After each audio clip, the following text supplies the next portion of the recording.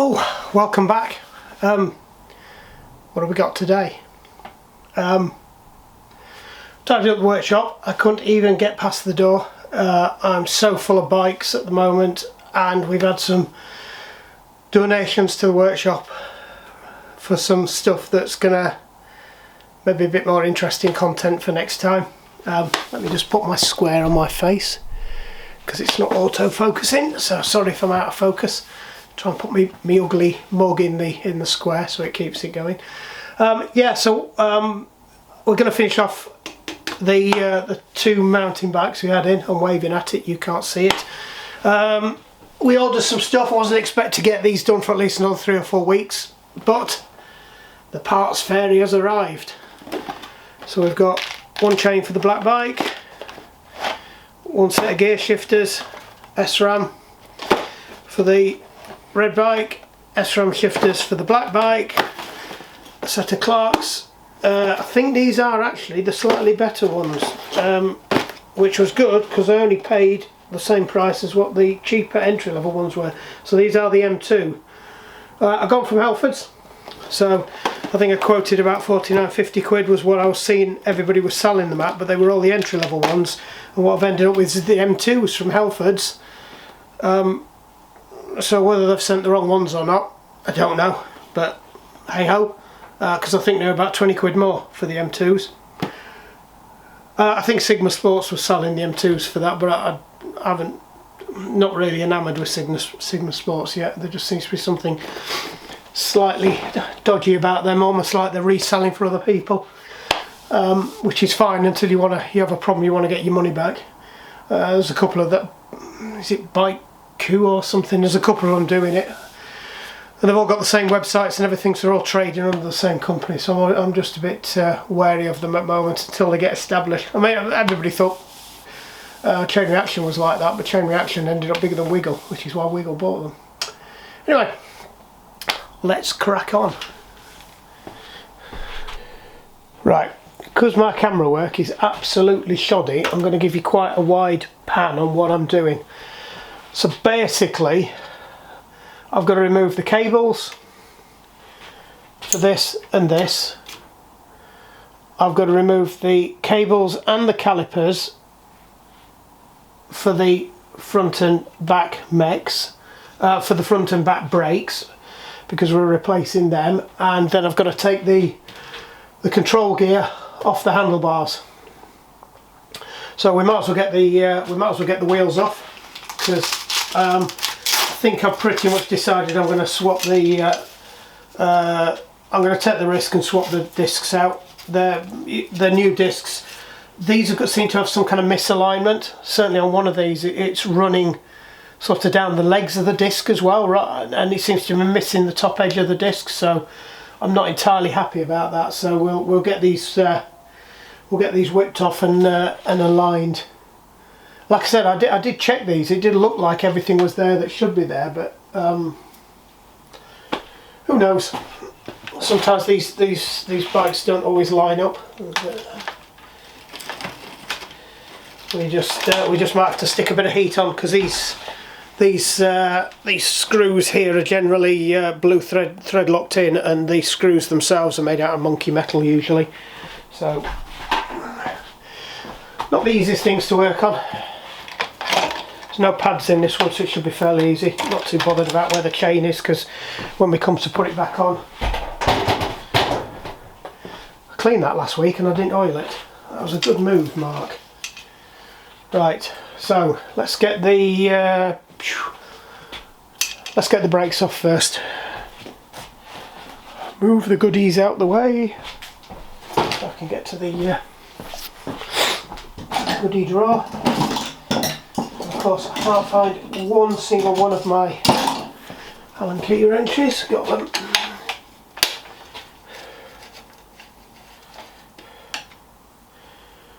I'm wondering if I can... No, that's not going to work. I need to take that off. I'm just trying to work out if I could get away with not dropping this out, but I think as a minimum I need to take that out of there.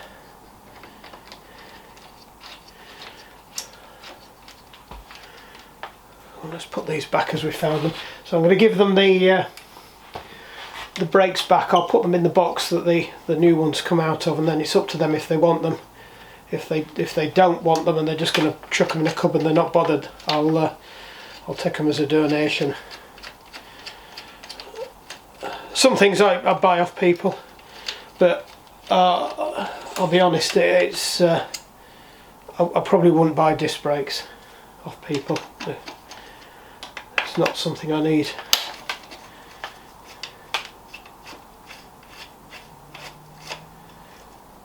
Right. We managed to drop both sets of them from both sides.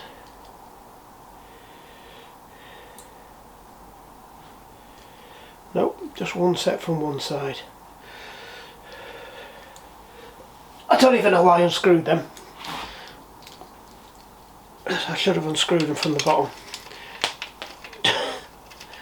Come on, Tom, pay attention. You're dropping stuff all over. It's been a long day today. It's been a long week and it's only Tuesday. But we got the bike serviced. Now the nuts looks like it's missing a spring.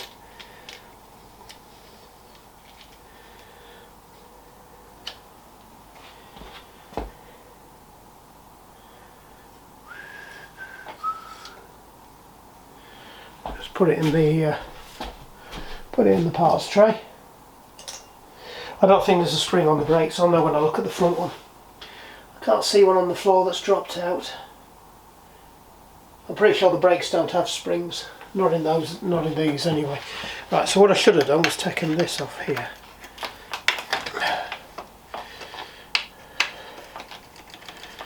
Because I'm pretty sure that they come with one. In fact, I'll just check before I do take it off.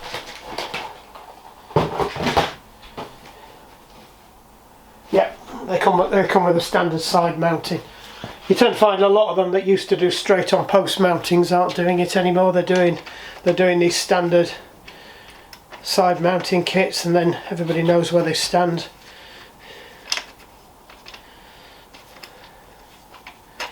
So I'll just drop these back in.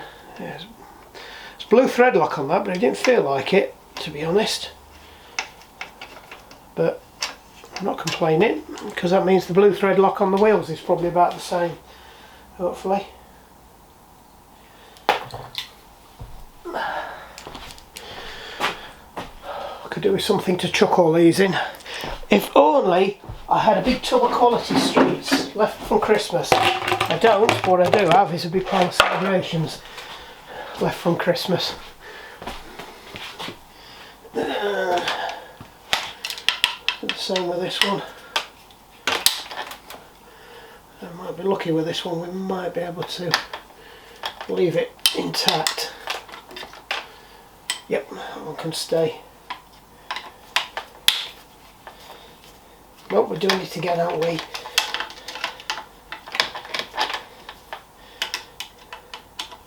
Oh, I had started doing the right one and then flipped over to doing the wrong one. I've set you going, haven't I? Maybe I'll have to go and have a check in a minute.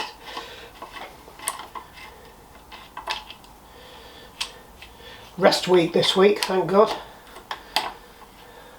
One long ride on Sunday, which I think is on the website now. On the YouTube now. I haven't done one of those for a while, so I thought we'd just do a on the bike video, time lapsed. I did commentary all the way through it, but it was mainly sarcastically complaining about the quality of the dog walkers' behaviour on the Pennine Trail, so I decided it was, as a cathartic exercise, it was good, but as video content probably wasn't going to win me any friends. Oh yeah, are you on? Yes. Boom. More's the point, are you focused? Not bad. Where's the little square gone? Oh, somebody turned the autofocus off again. Do you think that might work better? Sorry if you were out of focus. It keeps doing that. I think I'm catching the screen, because that's about the third time it's happened and I don't think I've done it. purposely. I can't remember what I was going to do now. Need to get these shifter cables off.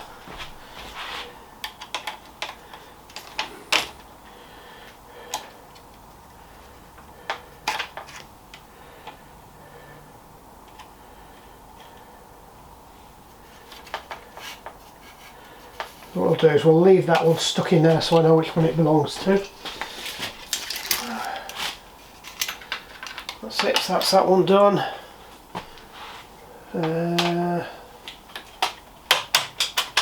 That's it, it's all the way down.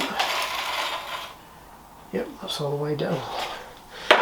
Oh yeah, because we switched it, didn't we?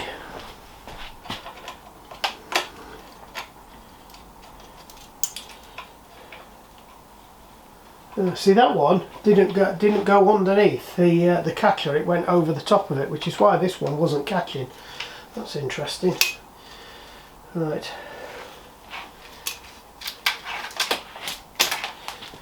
So probably going to have to pull the end off. That's that one through. That's that one through. And hopefully we should just be able to pull these through, he says.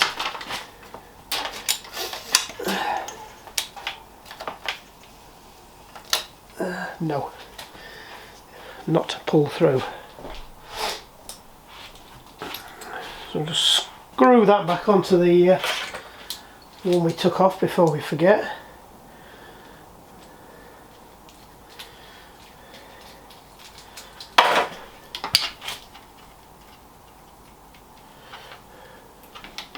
Right, there was a screw, so there is a rogue screw rolling around on the floor somewhere, unless we've already had a busted brake cable and that screw has long since gone and departed. I do have a spare one actually. I've got one from the shifter. I should imagine that they are the same size. Here's one I haven't lost earlier.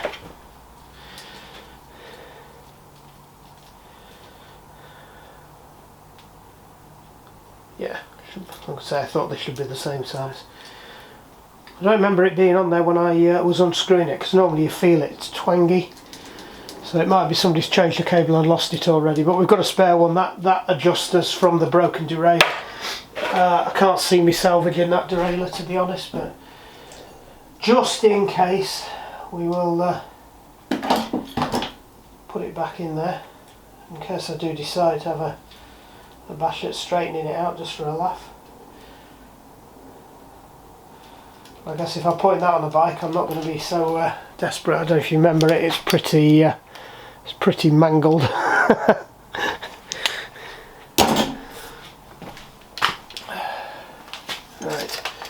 get that through there.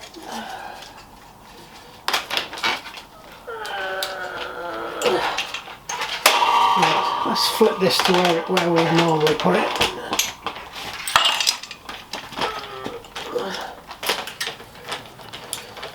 Because that's how you're supposed to clamp a bike, by the stem, not by the crossbar, for exactly the reason I've just showed you. Because 9 times out of 10 you catch the cables, especially on the older bikes, because they were all externally routed. I'll leave that. People cut stuff off people's bikes, you shouldn't do, because you don't know if that means something to somebody. Right, so I'm going to get that off now. Let's just swing it around a bit. No heating on tonight, it's warm enough in here. It's the first time in ages. Right, need an air gun.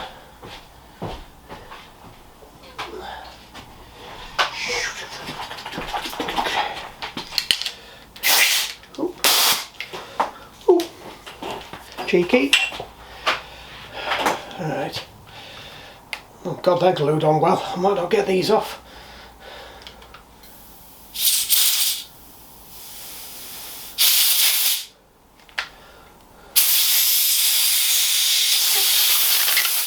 Nearly.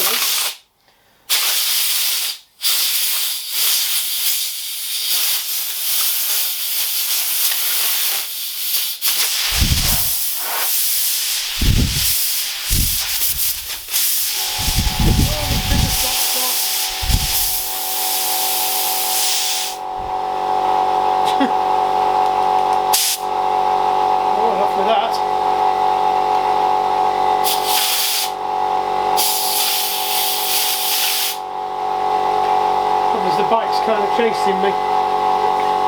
So what you do is you get a bit of compressed air and you welly it.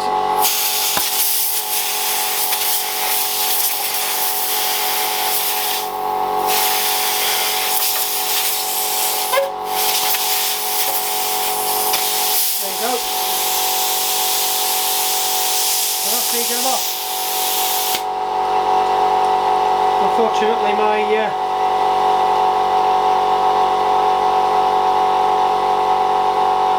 piece of it a bit worse for wear. Just drop a bit of oil down there.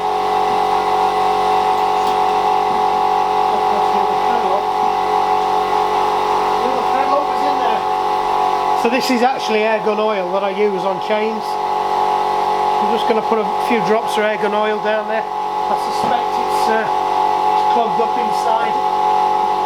So if I wang a bit of oil, it might come back, it might not.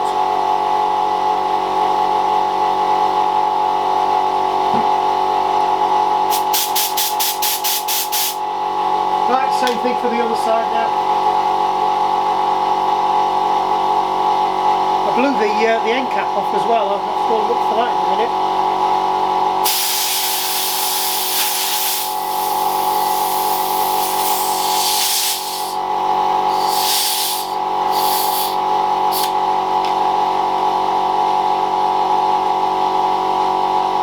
Bike's missing at least one of its end caps.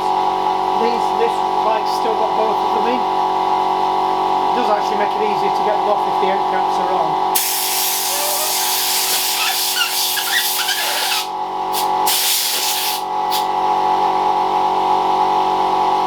So as the bike is wriggling away from me.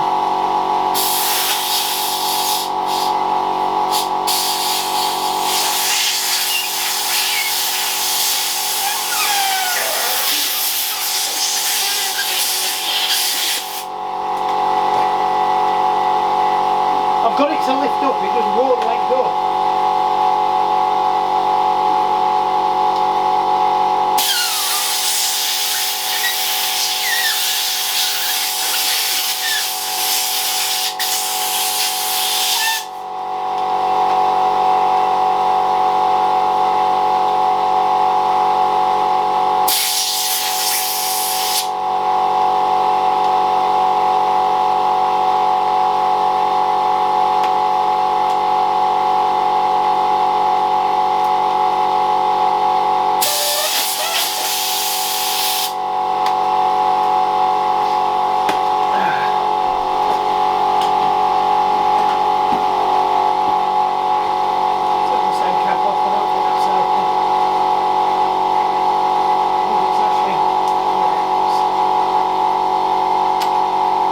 Crap's gripping the end of the bar.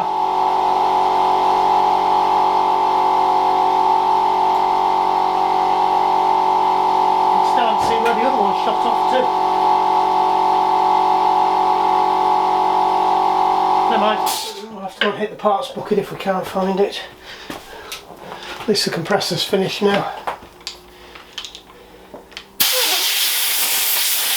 Yeah, it was the actual end cap that was.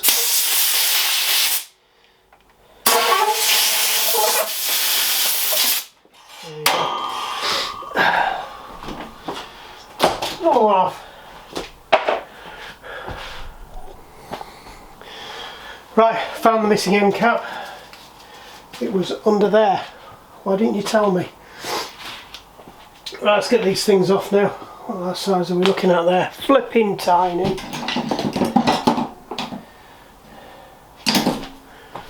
This one.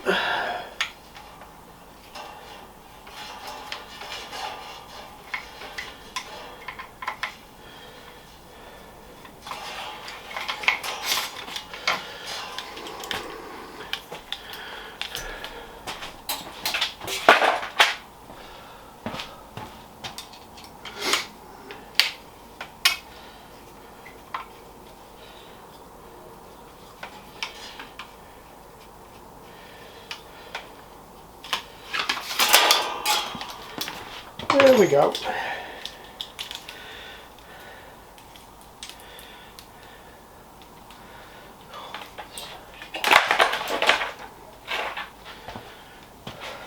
Da, da, da. Right. Let me just give the bike a quick wipe over. Now I can get to some bits that I won't be able to get to. I know I don't clean bikes, but we'll just make it look a bit better. It means I don't get covered in. Back again. Are we with me? Yes. Right. Just spin yourself around. Boom. Let's see what's in the boxes.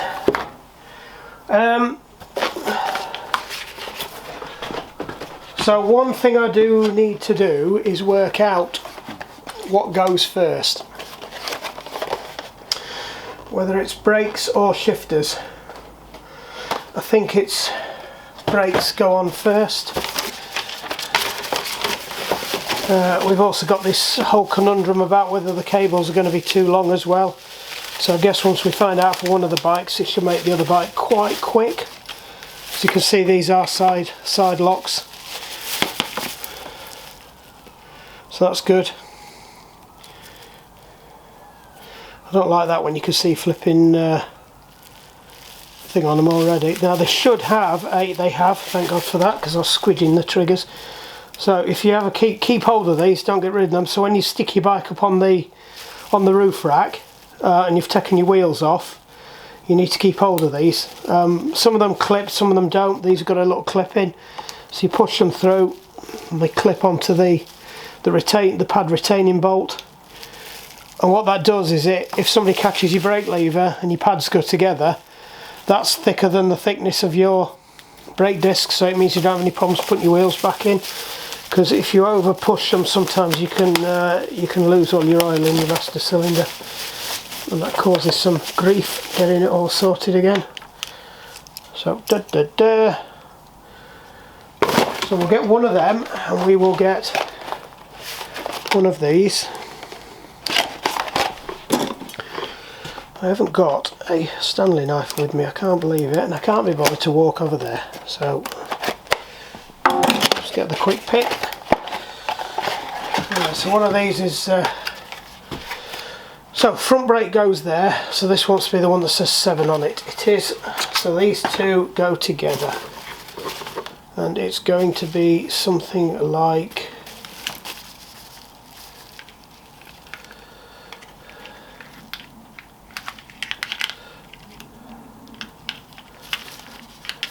that. So the brake does go on first. No, something like that. That's how it goes. So the brake might not go on first. Like that. Cool. There's no provision for mount on these. There's nothing on these to mount the gear shifter. There's nothing on the shifter to mount. So some of the higher range ones, they have an accessory plate there, and the same on there, and you can mate the two together so they're one unit. But on this bike, you're not going to gain anything. So let's go and swing you around. And so I don't have to keep shifting you. I'm just going to zoom you in.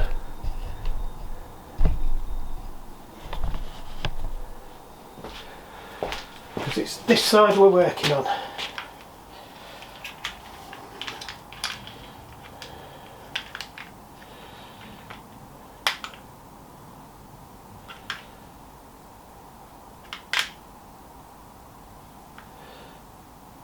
Can't actually go that way because there's a bolt in the way. So if you were going to do it, you'd have to do it like that, and then that takes the finger levers, because these are finger levers, away. So I think it's definitely, that's definitely the place for it. And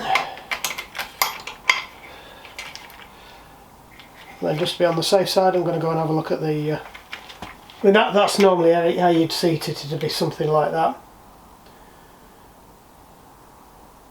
And that's why that's offset to that side, so that makes sense. What we do need to do is just measure up these. Is there an innie and an outie? Don't think so. So we're going to have to get that at least to there for the brake lever. So what we can do is we can tentatively tie up the brake lever, tighten it up, but we will have to adjust it, because obviously when you're sat on the bike you want it so your fingers are straight. You don't want to be doing that and you don't want to be doing that, and then that dictates the position of your finger shifters. So many times I see people with the brakes up there and then they wonder why they've got sore wrists. You want to be able to cover your brakes.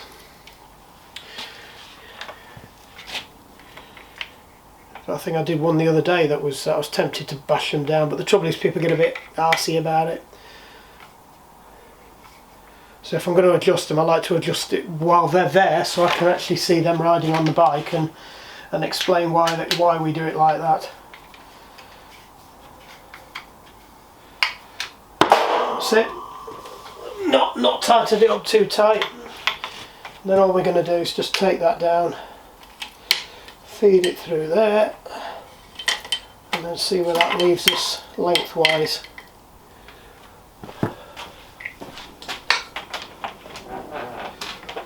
Up you come, dog seat rabbit, so to speak. Right, so we'll have to swing that round, put that back in there, and that's going to go there. That looks okay. It could be a bit shorter, but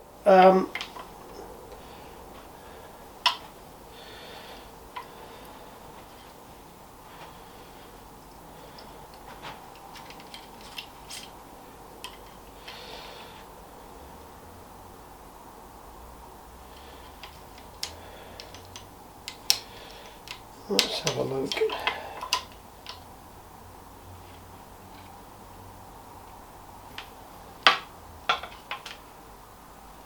That's not too bad. What we'll do is we'll get it bound in behind another one, and if it's still pushing out, because I'm just worried about the angle it's got on there, I'd rather leave it longer, because that way if they buy another bike that's got them on, they can reuse them on another bike. Right, new screws, bolts, whatever you want to call them. So, it's a nice bag of hardware. It does look like a well set up kit, this, so I'm quite pleased with them. You know, I think it's just as good as the Dior kit. Oh, that's good. They did actually put some spare barbs in, so if you do cut them down, you can just cut them off and put the new barbs in. So that's going to be good, because I'd be surprised if we don't have to cut at least one of them down. Just trying to keep my fingers off the rotors. So that's all that's left in there now, is just the rotors. So we just need two of these bolts that are already blued up, helpfully. And they all look the same, so that's good. Boom! Have a quick look, see if there's a torque setting on here.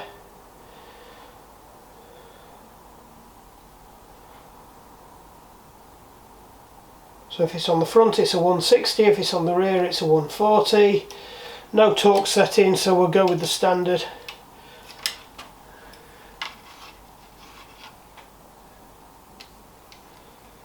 Now you do see sometimes them bring them through there and round there.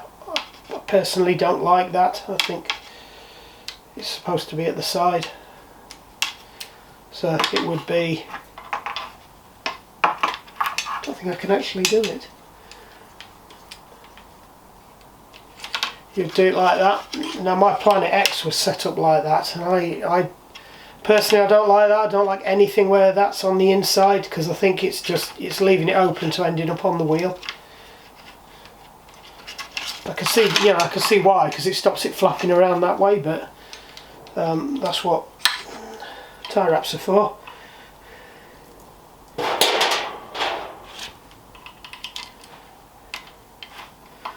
Let me turn this. I can't turn it round.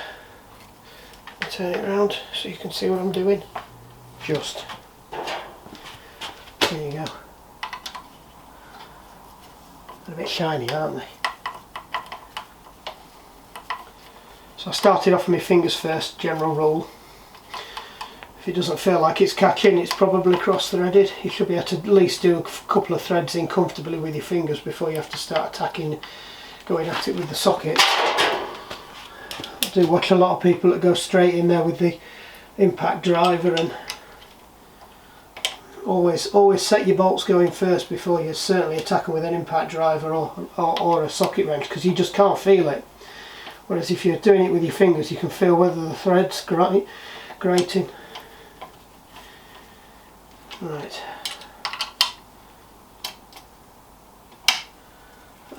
Right, I'm pleased about that. They haven't got any of them stupid adapters on. I have a bit of an issue with them because I don't think they're right.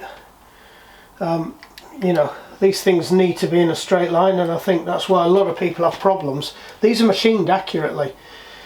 Where the wheel is going to be, even with a quick release skewer, is an accurate measurement to within, you know, 1/4 millimetre. So you're moving it that way on a plane. If your disc's at an angle, you've got your wheel in wrong. So you shouldn't be having to angle that up. Rant over. Right, let's torque that up. So we do the same again. If you don't know and it's into aluminium and it's this size of bolt, just 6 Newton meters will do.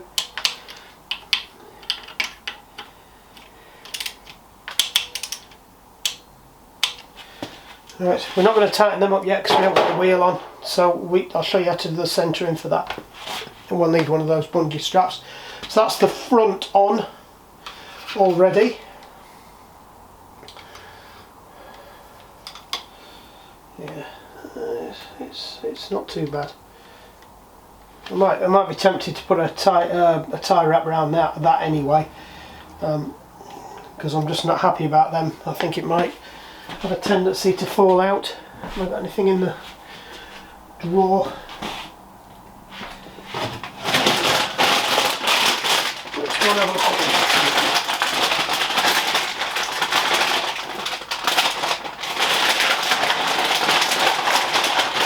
Short, but not too short.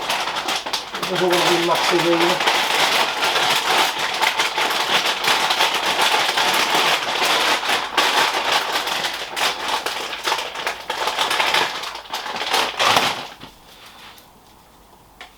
Looks about right.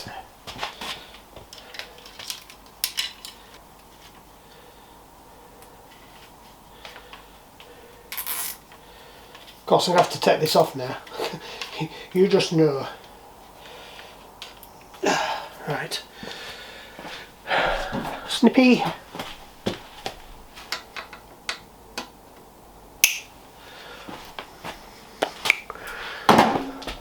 Done. Look alright them, don't they? Very similar to the Dior's in the profile. Nice, and they've got a decent sized brake pad as well. If you look at them compared to the other, they've actually got the Dior. I'm pretty sure that's the Dior brake pad. So I don't think I've got a Dior brake pad. I can probably just pop out of here to show you, to be honest. I did have some old ones floating around on here, but I think I binned them all because they were all, I don't know, they weren't usable. No, there's nothing on there. Was something, did I see some on here? Nope. Yeah, so these are little round button things. The Dior ones are about that wide, and probably the same profile. So you've probably got more than double the braking area that you've got with these. So right, let's just oops. I'm going to put the tubey on.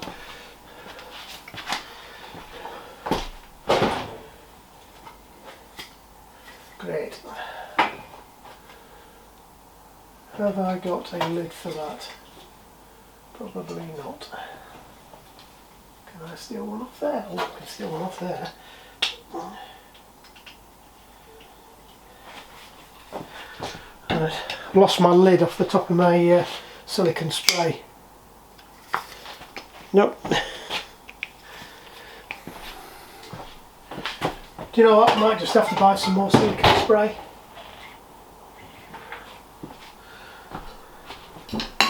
Actually, I don't know what I'm moaning at. Back to Black Bumper Black is silicone spray. It's just got a foamer in it as well. So there you go. We've nicely back to black it.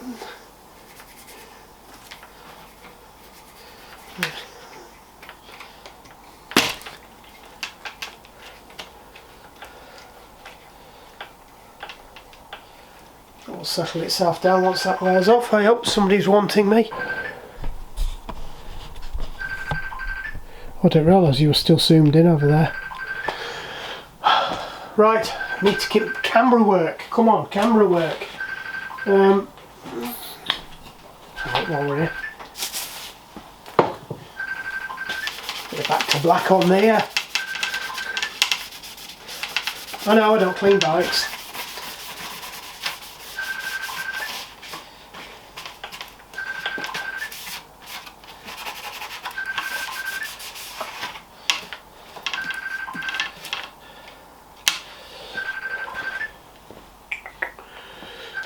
That's not annoying in the slightest. He's took the end. Right, where are we going next? Back brake next, I think.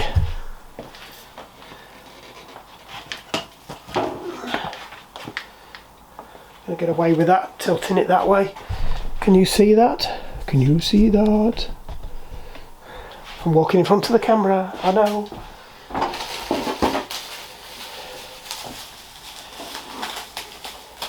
So far this has been very painless. Oh, nicely bubble wrapped up. Just chuck it on the floor. The magic cleaner fairy will be in and clean it up. So I'll just pick it up and put it in the bin because it doesn't happen. Shifter on first. Sorry.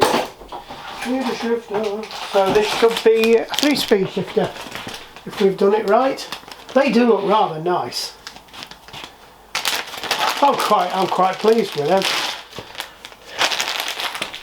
I'm always a bit sceptical about doing upgrades on people's bikes, whether or not it meets what they were expecting, shall we say.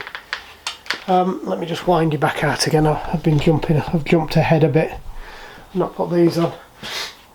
And I'll be honest with most of these. I'm taking the risk. Because the way I do it is I advise them what they want and then I order it for them, and then if I get it wrong it's my fault. And you know, you might say, well, you know, they wanted it doing, they chose to do it, but it's my advice. You know, I've had people, I've advised them to buy stuff and then they've bought the wrong thing by accident without realising.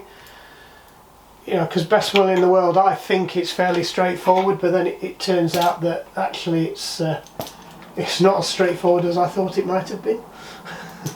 Shall we say? Look, come on, get a grip. I have so much of a problem with this. You know, I'm still doing it wrong. Come on. For God's sake. Musty goes on about this when he says there's certain things he can't do because he's dyslexic, and I keep thinking, looking at it going, I'm dyslexic, I don't have that problem, but then that's one of mine. That's one of the ones that I have. Every time I do this, I stand there like an absolute muppet trying to work out where the brake levers go, and usually end up putting them on with the brake lever pointing that way. So work that one out. Now I'm tempted to run this along that side of the frame and take it down there rather than where it was before. Just because I don't want a tight angle. Let's see what we're like for distance first, because I've got a funny feeling we are going to end up having to cut this one down. This is going to end up being way too long and way too bended.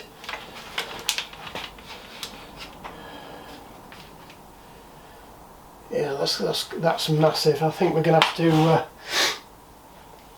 I think we're going to have to do a cut down piece and a bleed, which I really didn't want to have to do. Never mind. Right, put a bit of my funny foam in there. Shove that on. Wait till the end yet, we're at the end.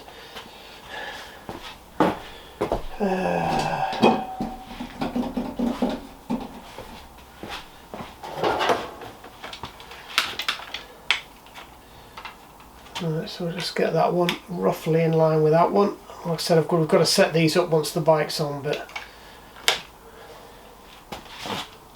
oh, it is the same one. Oh, look at this, we've got consistency with bolts now. They're all the same. They're all the same size. Oh my god. Right, so that, if it was routed like it was before, would have gone in there. But that's twangy all over the place. I think this is at least a couple of inches too long, so I think we're going to have to. I think we are going to have to do something here. Trying to work out which is the best one to take off. I'm not sure it's that one. I suspect it's this one down here. No, they look the same. Trying to work out which is going to be the best one to do. I suspect actually doing this one up here is going to be the best one to do. If we take that off, then we can trim it back. We've got to do this one anyway. This one is not. This one is definitely not working. So we'll bolt it in place, and then we'll tie wrap it up and in, and then we'll cut it to the right size. Let me find the bolts. I'm always a bit funny about cutting these pneumatic cables as well, so we'll have a test cut with my normal cutters, because these are cable cutters, and if that doesn't work I'll get the Dremel on it and I'll Dremel them. It's just about keeping the so we don't damage that inner core.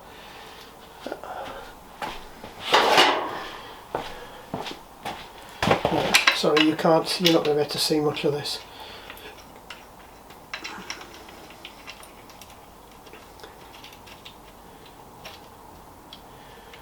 So these should be the rear, and it should say 180 and 160s, yes, that's right. So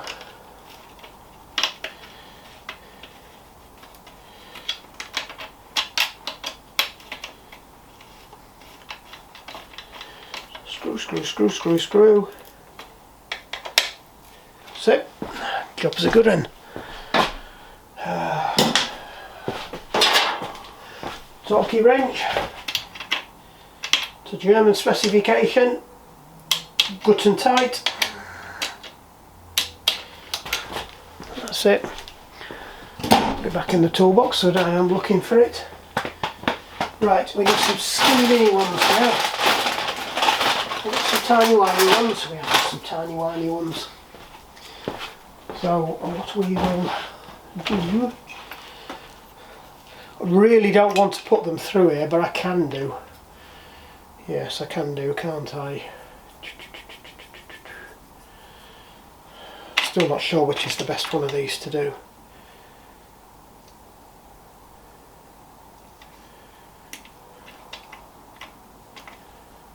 We have to cut it anyway.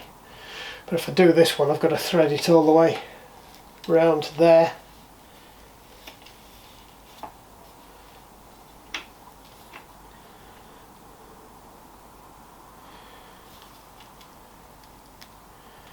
And around there. See, they are holes, except for that one, which we were going to have a think about drilling out. I can't drill it out because I can't get a drill in there. So that's, I couldn't even get a Dremel in there.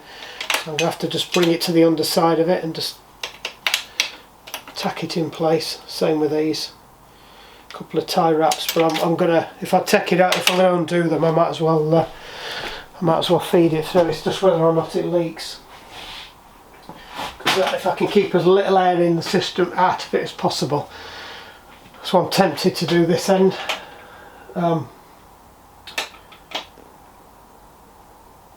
Well, it is easy to. It's always easy to bleed at the top, so we'll do the tops. Right, let's do this one, see how we go, and then we'll make a decision on whether or not we do the other one. So we'll zoom you in on this. No, it's not a very good background. No, I get why some of the... I get a good quality spanner for this. I'm guessing it's a... Is it a 10? I guess that's a 10. Looks like a 10. Nope. That's a 9 we're going to cry because I haven't got a decent 9 spanner. No, it's an 8. Oh, you beauty. So we didn't do them up tight, did we? So I don't have a line spanner. So a line spanner is like a box spanner but with a hole in it there, so you can slide it over the cable and put it down. I was thinking about cutting some of my old spanners up because you use them when you're bleeding brakes on cars. Because you've got to be able to put it over the... That's it.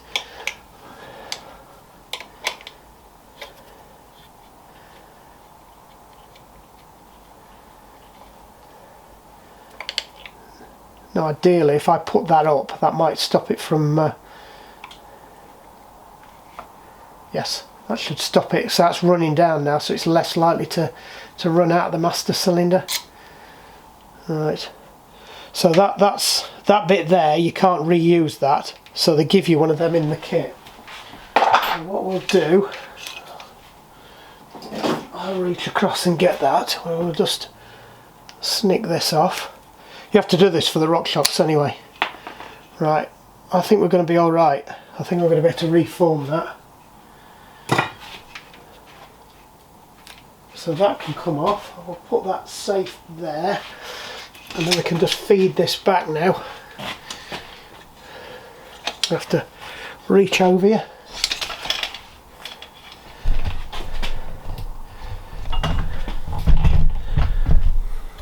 Can't see what your screen looks like. We're upside down. Come on, back to front. That's it. Right. So I've got to try and feed this without losing a little fluid as possible, and try and get all this kink out of it, which it's got. So I might have to get the heat gun on this because it's not being very cooperative, I'll be honest.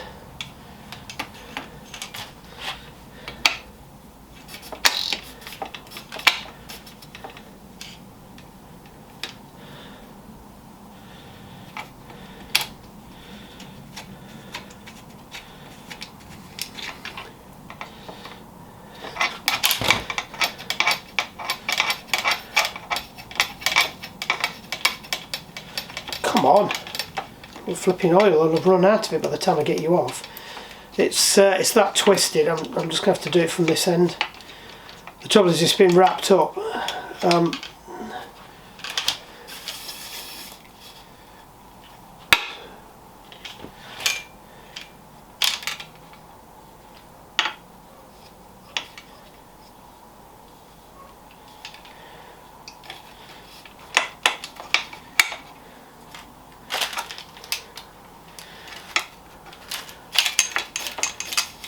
You can go one or two ways with this one. You can go inside or out. I'm pretty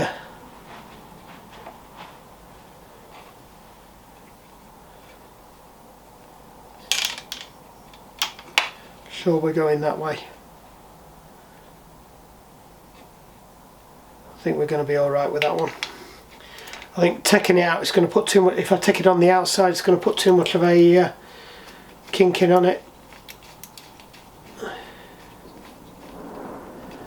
I think that's nice. That keeps that well tucked out of the way. It's not going to. That's definitely not going to come across. So I'm not too concerned about that. So I'll just leave them loose. Right, so we've now got to tie wrap that up there. So we need one of the medium tie wraps.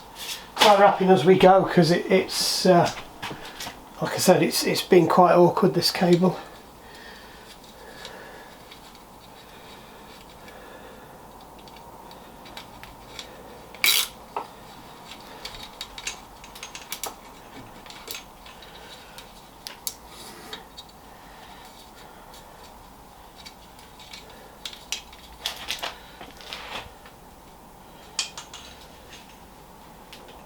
That's it.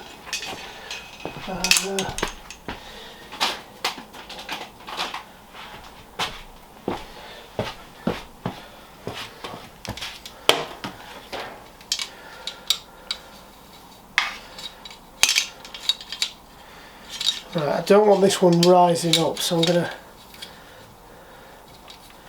to do the same with this one. I'm going to tuck it under there. In fact, no, not on this one. This one I am going to tuck it under.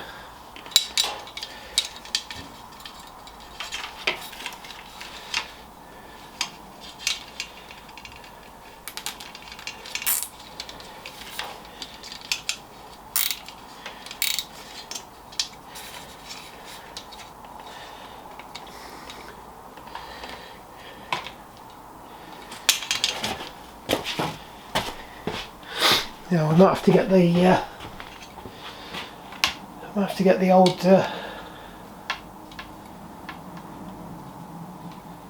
actually it's not that bad.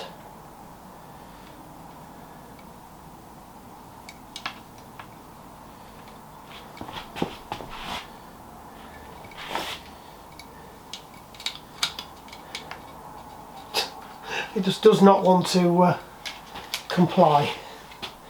So when that comes down, that's going to swing down. It's going to be about there.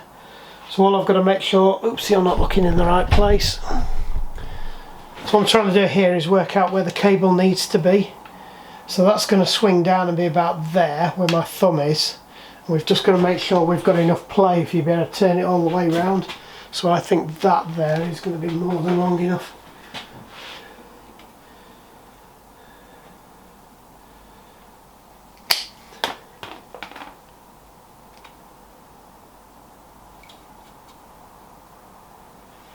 Right.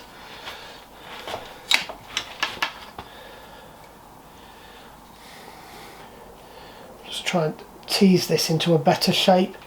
They are quite malleable, but I think it needs a bit of heat on it to make it behave. So that's going to go in there, that's going to swing down there.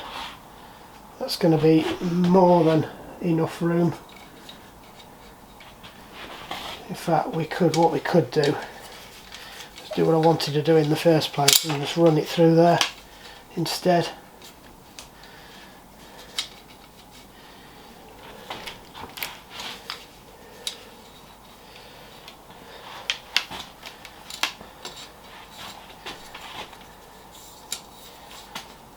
No, don't like that. It's probably the right thing to do, but it's not working with this frame. This frame's been a bit awkward.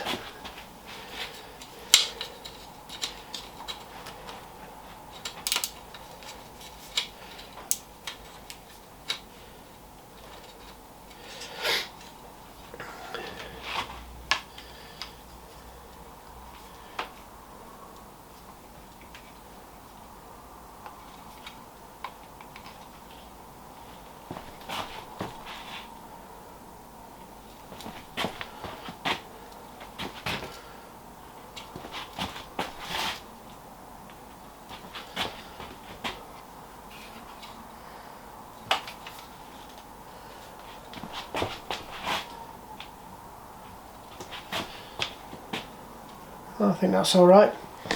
Let's stick that end in it.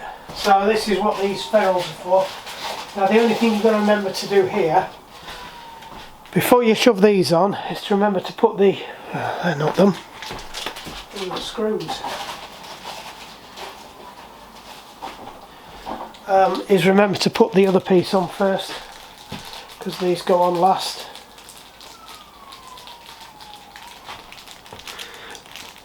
I'll put the other ones back in the box so I don't lose them.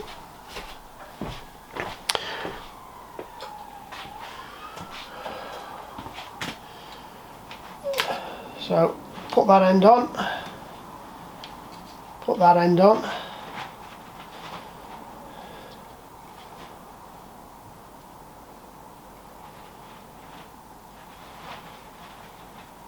I'm pretty sure that looks the same from both sides.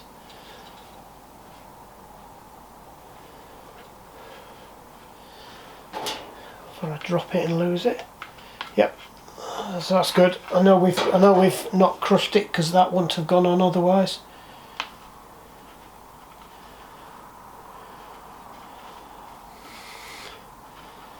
Right. Now I do have a gadget on the end of this for splaying these. I'm pretty sure it's going to work for this too.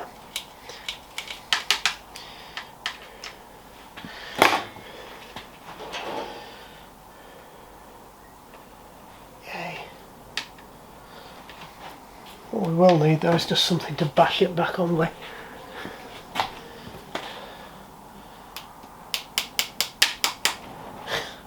Come on.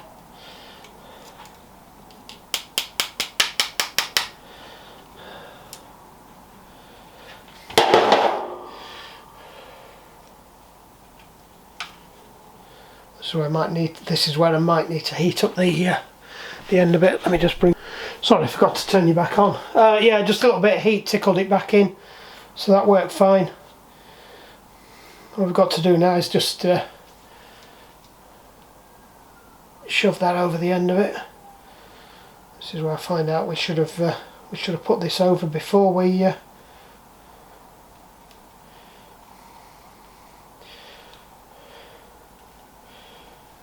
Come on.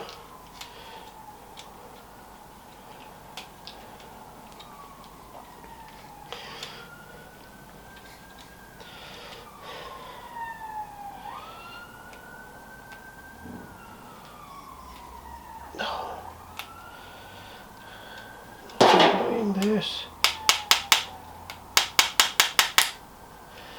Okay, I'll have you out then. We'll try that again.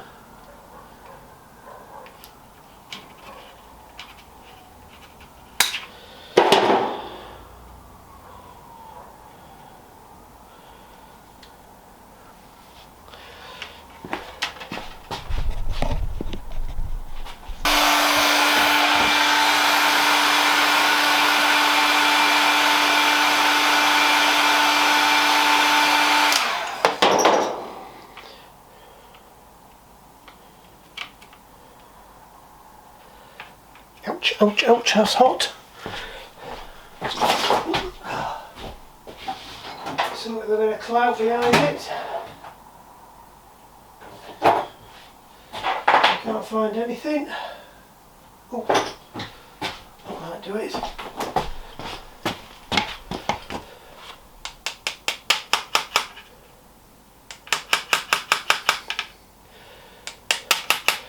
I keep trying to knock this end pin in without knocking the olive forwards, because these are not an easy fit.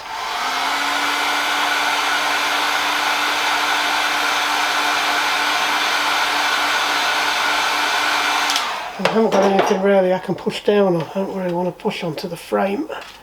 Ouch, that's hot. That we're in. That's it, I think. Sure, I've just found the other one on the floor to check it against, but this is where I find out all the end bits have fallen off.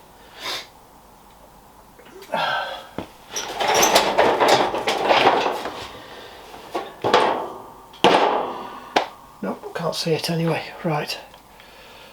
So hopefully we've not lost too much fluid out of here, we've not got too much air in it.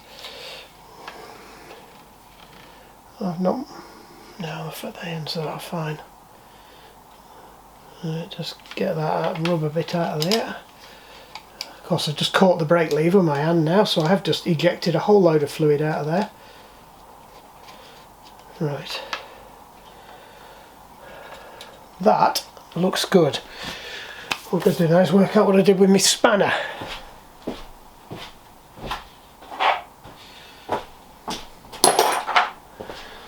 Right, Now, because we're doing up an olive and it's a compression fitting, these have got to be quite tight.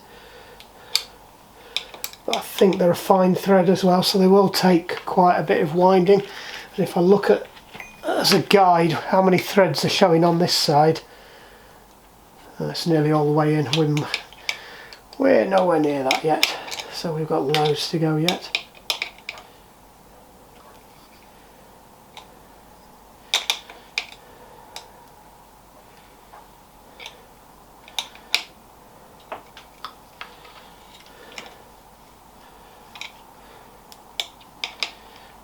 That's a bit worrying. Why? Oh no, that is thread. I can see that's thread. He wants to go a bit further than that.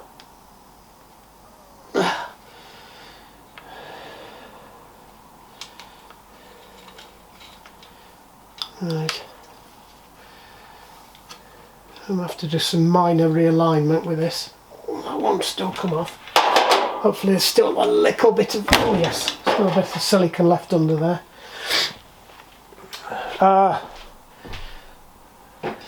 They don't spin as well as the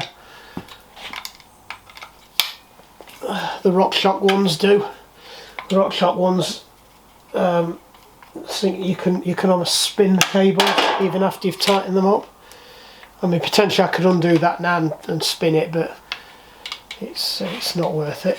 Right, spin that over. That should put the tension in the right direction. Right, so we've just got to bleed that now. But when we come to bleed it, we need the wheel on for that. Mind you, we've got the spacer in there, so that should be all right. So it is possible that we could bleed it into the top anyway. Actually, that feels all right.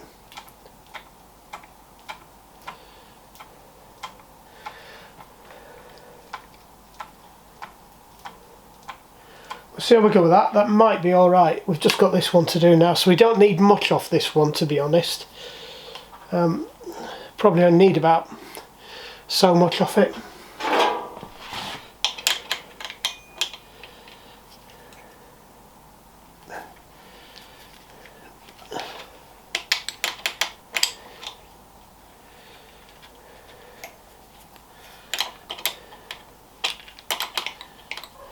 The air will travel up and go into the master cylinder anyway, and there is an air pocket in there for it.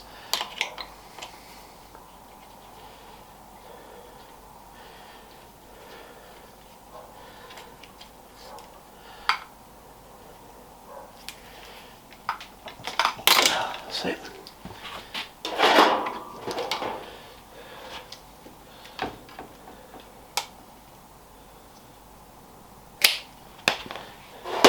Same again, just measure it up. So this one's less of an issue, but I think that's probably, so about there I'll do it. You can buy more olives and grommets and things for these. In fact, before we go any further, let's slide that back. And we know they're in the right place.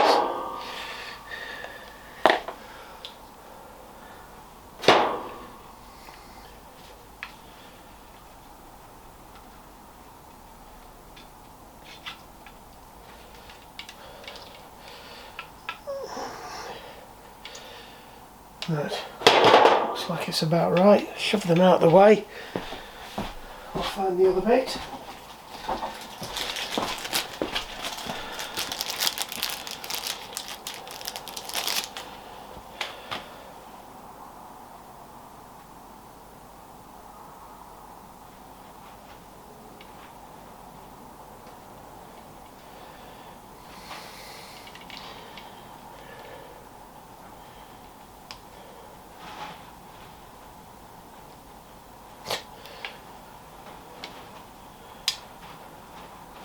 The hole in the middle might be right, but the hole on the outside isn't playing ball.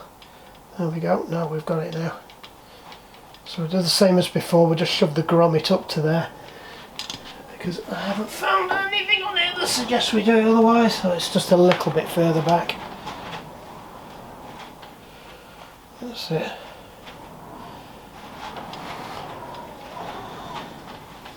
Just whack that in.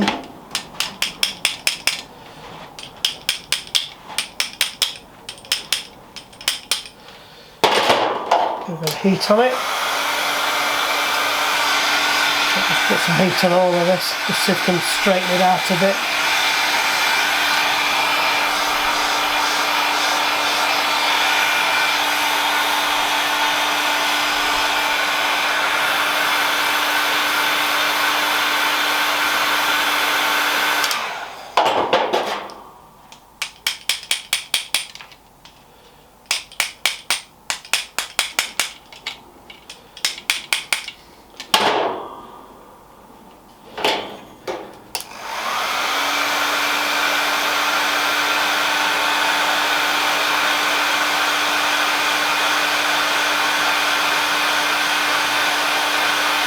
So what I should have done is measured it, taken it back off the bike, and then I could have pressed it on the back of the vice or something. But it's option isn't there. So we'll find something better to whack it with. It's got a bit more warmth behind it. It's going in there. The thing is, it's barbed, so it's just getting it past one or two of the barbs. But what you don't want to do is knock the olive off the end. That's it.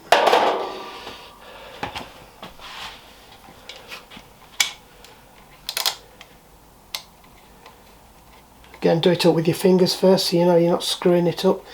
Well, have I got holding the cable in the right place on this one?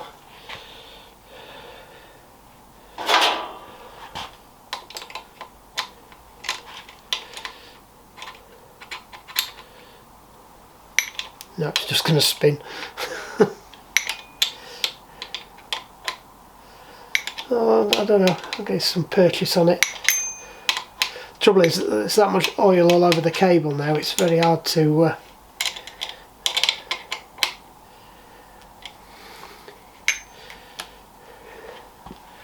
before we forget, shove that back on.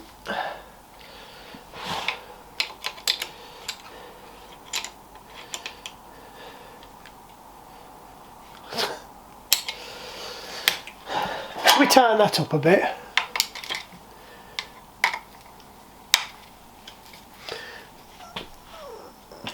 Oh. So I'm trying to get it so you can see what I'm doing.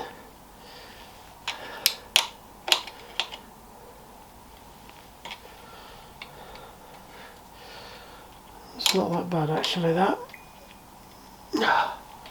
Just check that one.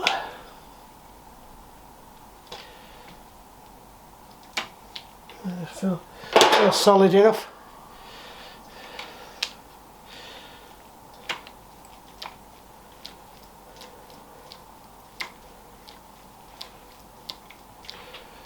Right. It might still end up bleeding them. Right, gear cables next.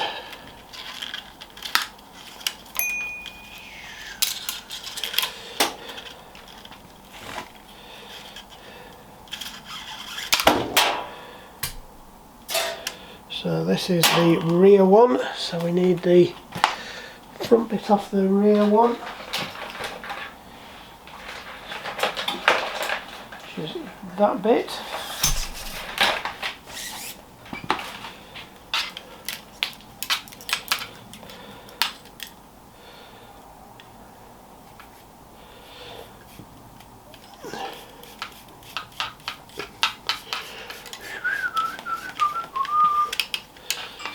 Goes in there, and it was this way round, wasn't it?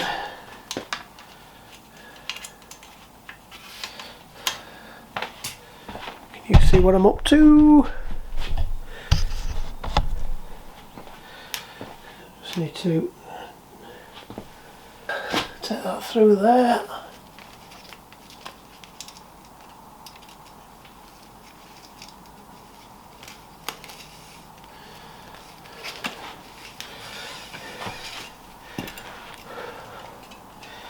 Not stuck the wrong side of any Velcro or anything this time. No. There we go. You see me? Can you see me?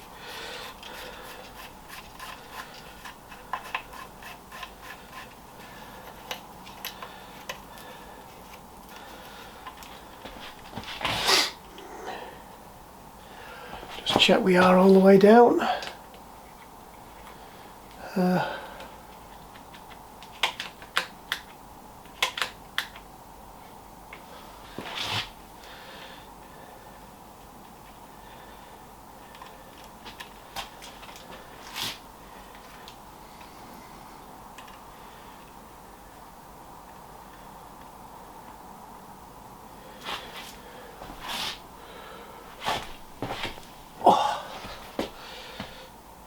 Not going to put your tools back, just make sure you put them within reach.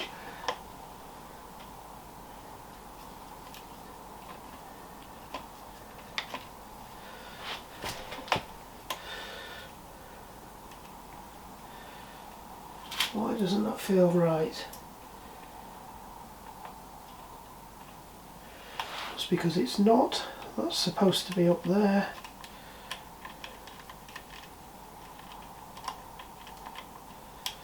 That's supposed to be through there. That might work a bit better.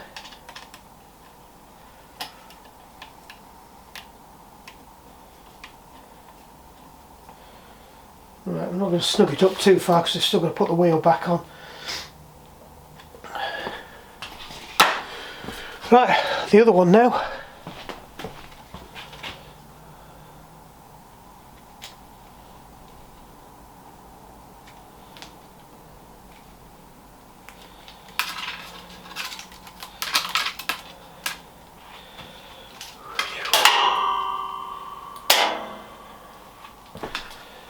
So the other gear changer.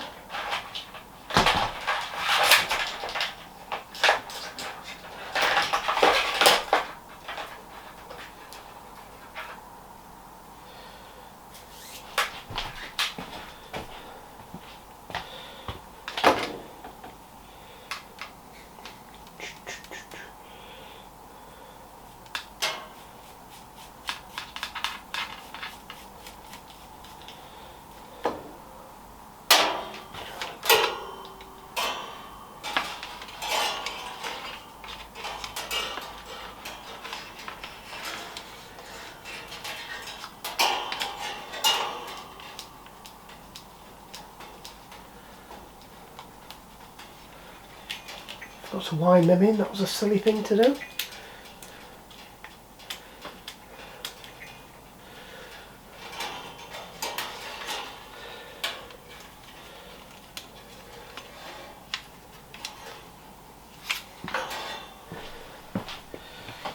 Because that one's really loose now.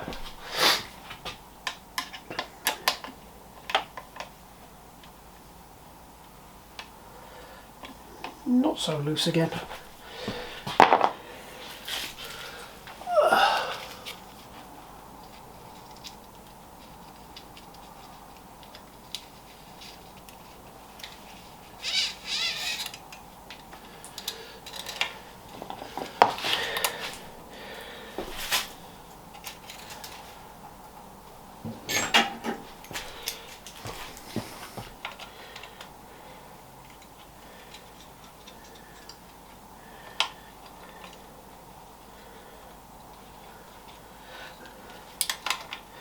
Oh, that's interesting.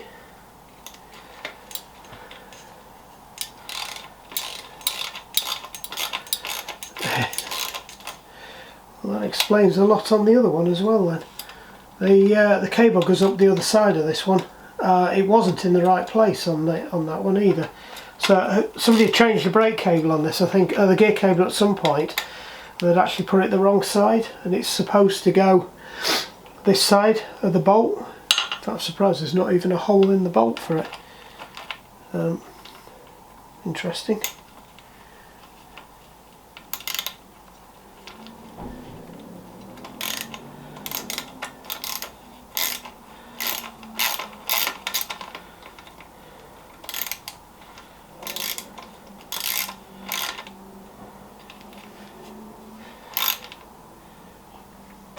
That's it.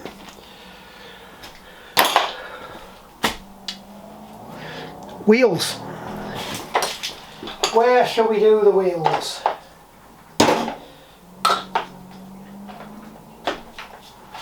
We'll do them at the table. Yeah, we'll do them at the table. Right, so we need them off. Torques.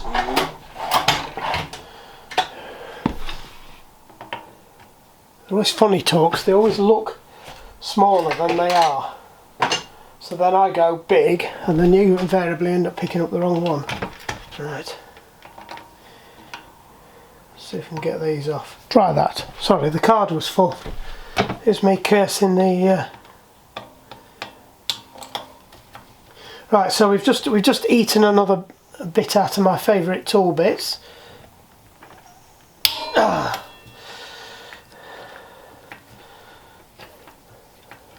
God, that one is tight. Right, so that's 2 out of the 6 we've got.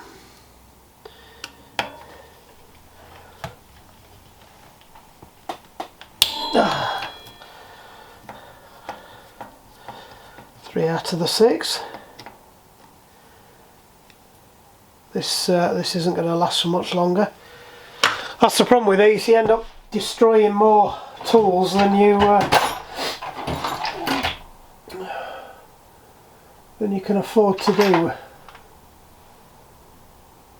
Let's have a look, see what we've got in here.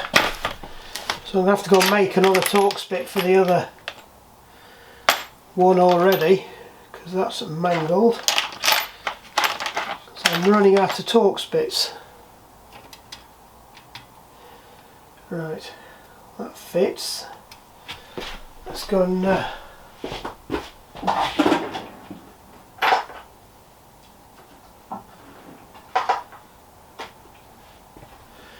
actually, I thought I had a set of Torx bits somewhere. Nope, they're not Torx.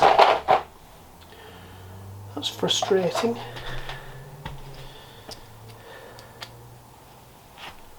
Right. Let's see if we can break something else now. So I found another Torx 20 which I can put into that thing I've just broken.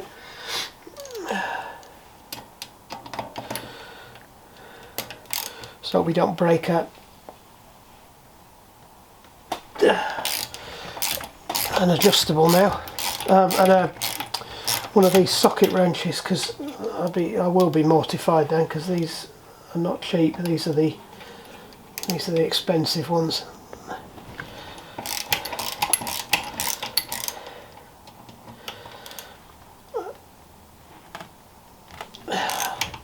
To be honest, you shouldn't use normal impact, normal things on a impact driver, but normally it pops them out. But that just sheared. That was really bad, and that was out of the good set as well. I've had one of the Allen keys did exactly the same thing, just sheared. But that's the whole point of this. It's they've got thread lock on, so they don't come undone, because if you get one of these bolts comes out, it's going to jam behind the fork stay, and there's only one place the rider's going, and that's over the bars. Right, put that in the box of bits. We'll go and liberate a disc. Now weirdly, they've got 160s on the front and the back. So normally on a mountain bike you'd have 180s on the front, 160s on the back, or 160s on the front and 140s on the back. As you can see, these are absolutely identical to the ones I've just taken off. But like I said, I wasn't happy with the wear pattern, and we are putting different brakes on, so I needed to take them off. I would not be doing the onerous service. Yep, they've got blue on. Just checking they had got blue on. One good thing about them though is these bolts are fairly rugged. So normally you find that the thread lock is actually stronger than the bolt, and then you spend a lot of time cutting and drilling and swearing. So I think it was one of the I had a Scott in and it was an absolute nightmare to put some new rotors on. That's why I prefer the centre lock ones, where you just drop it on and spin a lock nut on. It's a lot more sophisticated way of doing it. So I'm not fully tightening them up yet because I might have to jiggle the disc around. They're usually fairly tight tolerances though, so I'd be disappointed if I did have to jiggle them around a bit. Should have the torque written on here. So torque to 6.2 Newton meters.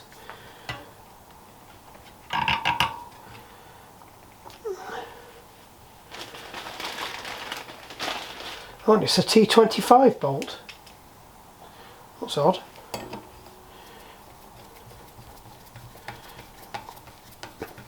I'm pretty sure this is this might be a T25. Trouble is I can't read the writing. I'm pretty sure that the one I took it out, the one I've just used out of here in it was a T20.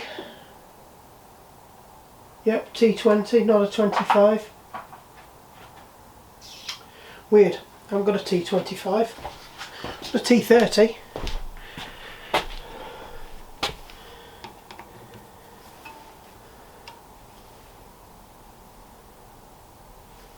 Strange. These are T's, not Allen keys. Yeah, they're T's, not Allens. Right, so the general problem I've got now is the torque wrench. Because I need to torque these up, and my torque wrench bolt has just has just been eaten alive.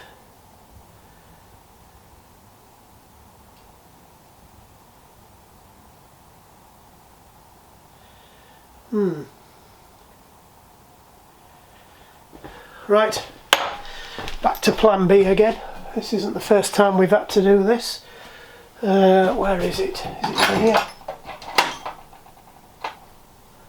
I think that one will do it. Yeah, I think you can see what I'm up to. Question is that going to be big enough? I think that's gone. Oops.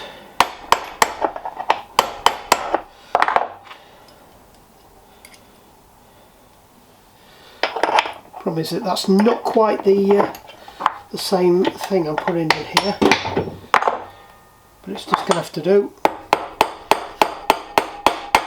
That's actually this is actually a tamper-proof one. It's got a hole in the middle, so all I've done is just hammered a new thing in there.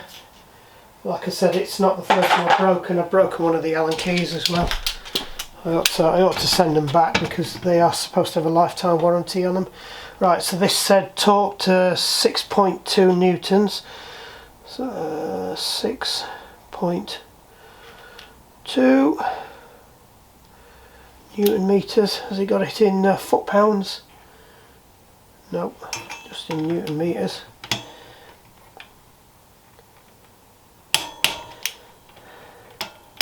There's no need to opposite corner or anything on these. It's not a casting.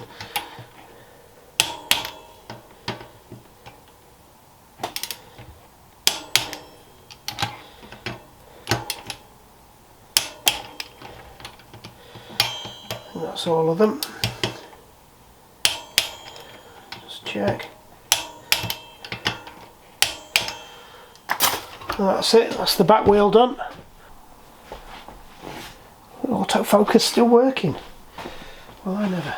Right. Have a good old swear at this again. This is where I need about 20 pairs of hands now, because now we have got hydraulic discs and they're a bit more faffy to get them in. So I've got to take the retainer out. That's the retainers out. And this is where we find out nothing fits anymore. Oh, that's a good sign. Right, that's just going to sit there until I get the front brake in.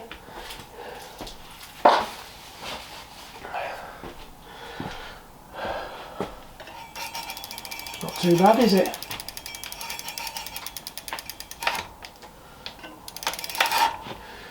Interested to see where they rub down. Right, so we've got the front wheel to do now. I'll just do the front wheel and then I'll bring you back. Back in the room. Right.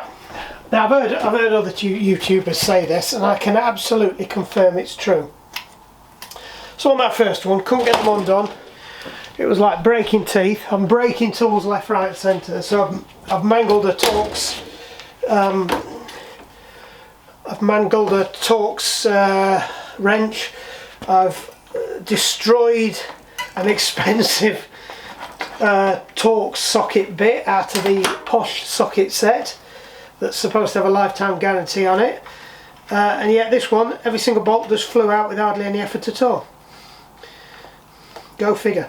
As soon as I turn the camera off, I tell you, I think Wes is onto something. He swears blind as soon as he turns the camera on. The law of sod takes over.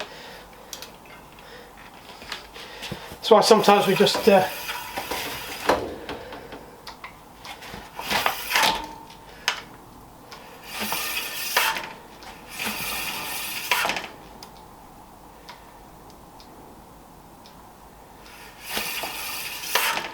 I think these are going to need bleeding. Yeah, I've got a bit of a long travel on there. So I think the best thing we can do is let me bleed this front one. You need a syringe. It's a right roll pain up the back side. So we'll do this one first.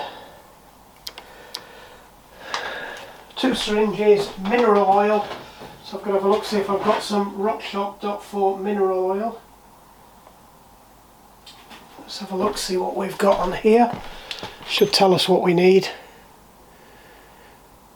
Mineral oil. Mineral oil. I used to have some mineral oil. Have we got any mineral oil?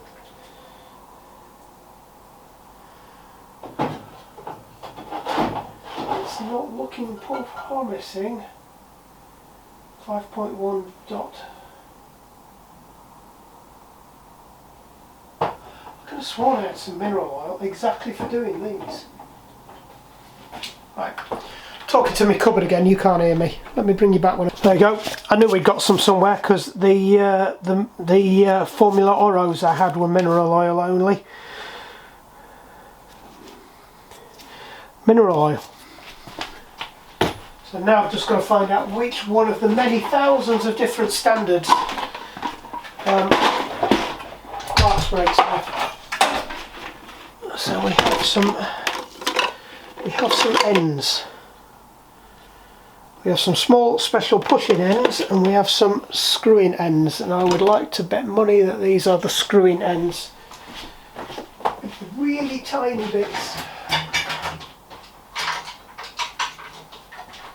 So it's a Torx, but they're usually a really tiny one.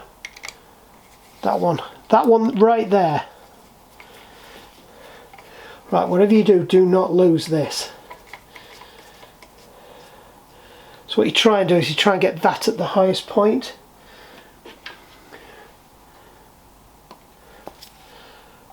What you do is you see, aha, so there was a rubber seal. Don't lose the rubber seal. That should have stayed stuck to that bolt and it didn't. So that's a bit naughty.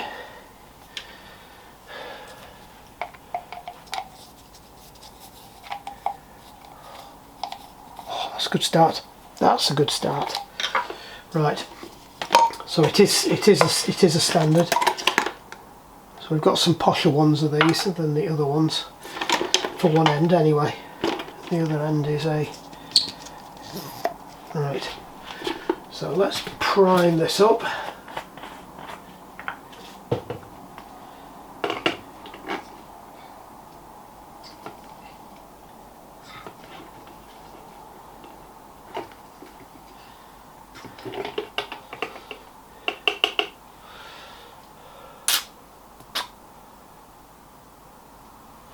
So all we're doing now is I've loaded up a syringe. It's got mineral oil in it. I've bled the air out of that and we're just going to screw it into there.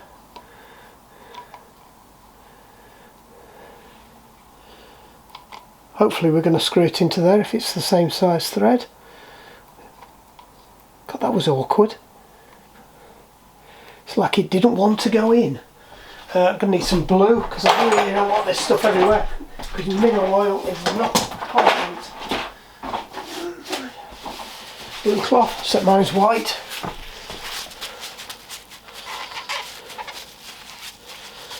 Right, now we're going to do the same at the other end. Unfortunately, the other one of the Parts2 is specifically for a rock shock where you push it in and it locks. So what we've got is a couple of sets of these. I'm just going to find which one looks the best. Unfortunately, none of them.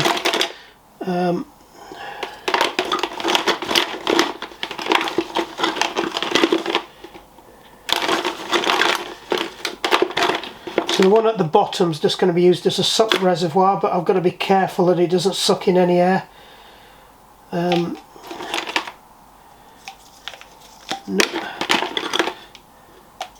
Nope. Probably, but it's just gone peri. That's the other thing as well, is these the plungers out of these are getting a bit mangled. I think we can get away with this actually if we take that out of.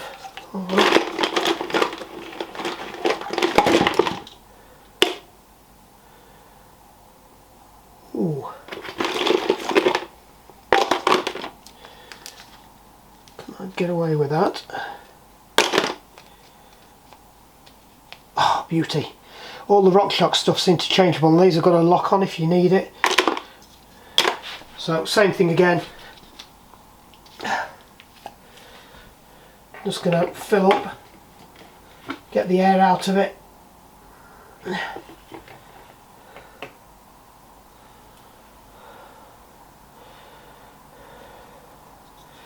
That's really important with this side.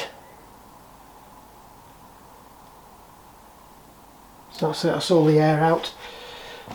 Get my cloth, clean all the rubbish off it. Don't go and fill it back up with air like I nearly did then. And the same at the other end. Do not lose that screw, whatever you do. So we've got to do, which ones are we doing? Oh, we ended up doing the back or the front. No, that's the front, isn't it? So I just need to spin that round, or I need to... Right, where is it? Where is it? There. Where on earth is the bleed nipple?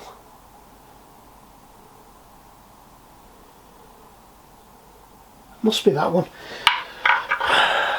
Just for good measure, it's a different size.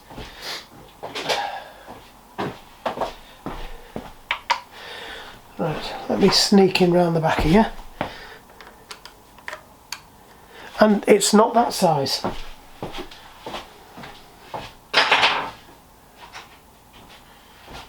it's probably that size. Yes. Yeah, that's the bleed nipple. Found it now. Don't undo the one at the bottom while you've got the one at the top undone without a syringe in it, because that's another recipe for disaster, because it will literally just pour out. I mean, it's trying to pour out now as it is.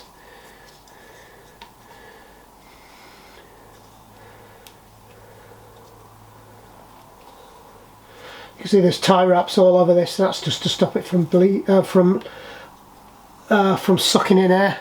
So what I tend to find is it's actually better to push it out. So what we're going to do, if you want to look up there to that one, is we're going to push the one at the bottom, and hopefully it'll push any air out to the one at the top, he says. There you go, can you see it? There's a whole load just come out. And of course their mineral oil is a different colour to my mineral oil. We'll just make sure that there's nothing.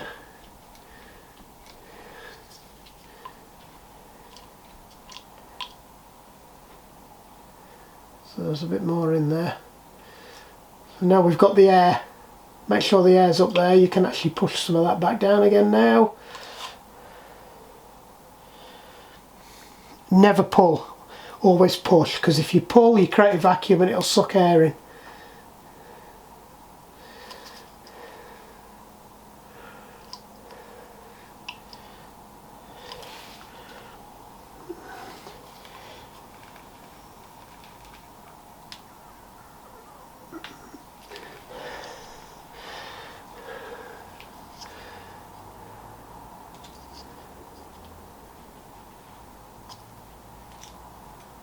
Still a few little bubbles coming out.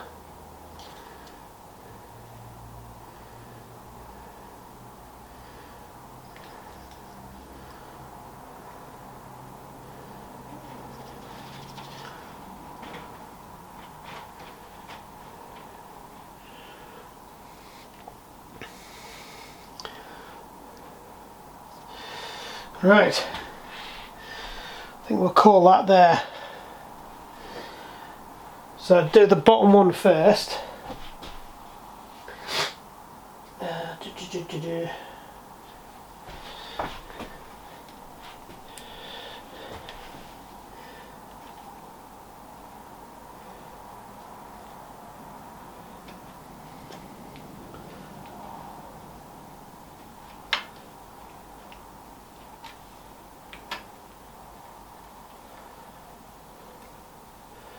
The reason to do the bottom one first is because gravity will push down, and if I create an air pocket in there, it'll push fluid out because it's still under a little bit of pressure from that, and it's less critical if you've got a bit of liquid, a little bit of air coming out of the top one. So we'll just unscrew that now and just quickly get that one in.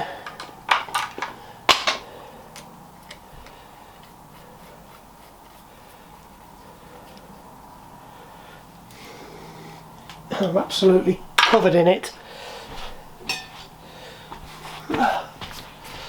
So we're going to get some brake cleaner on that in a minute. Clean all that lot up. Oh, that's much better. Oh yes. That's where they should be now.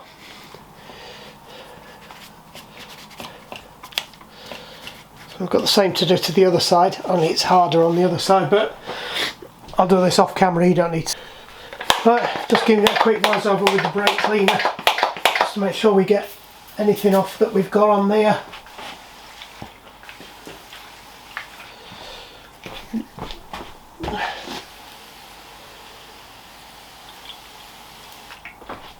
There you go.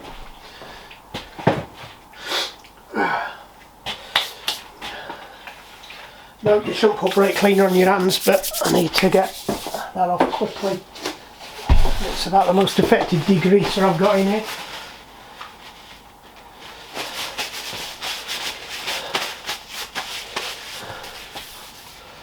Right, so we might need another one of them across there, just to keep that one tight.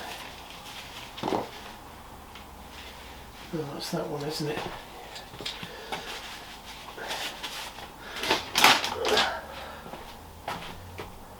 This is what I've put on there.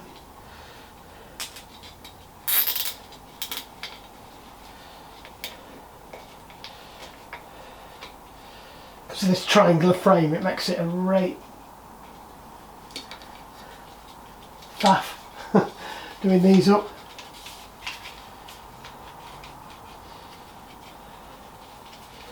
Get the pliers on them and give them a good tug. Right, so we've just got centre the brakes up, so I was going to show you how we do that. If I can find my missing Allen key, because we've ended up in a bit of a mess again. Where did I? Oh, it's there on the floor. It's that bit we cut off. Right, easiest way for me to show you, I'll show you on this one.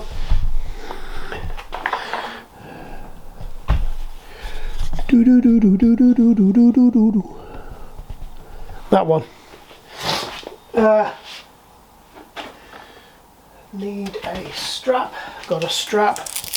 Need a strap. Put the strap around the front brake and pull tight. Right, come down here. This is it. Trial and error. This. Sometimes it takes a couple of times to get them centred up because they might be so far out. Now I believe these are 2 piston calipers. I will check in a minute. I don't believe we have to wind in. Some of them only have single piston. You still have to wind in on the other side. I believe these are double piston. I'd be very surprised if they're not. Yes, they must be, because they've got, that's where the piston comes in from that side. So if you've done this right, when you take this off, it should be okay, but it probably won't be. Actually, that's not bad. So we've got even. What I'm really looking for is when I brake, is to make sure that I'm not pulling the disc. Right, it is pulling the disc. It is slightly that way. Oops, wrong one. It's not far off. So it just wants to come in a bit that way. If they're quite a long way off when you first start, it sometimes takes a while. So sometimes you have to give them a little bit of a knock. Just give them a quick jiggle around again.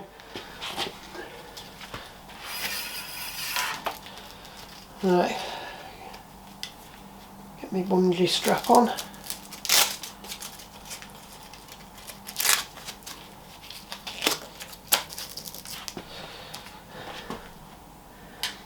You do them up a bit at a time, because doing up the bolt itself can move the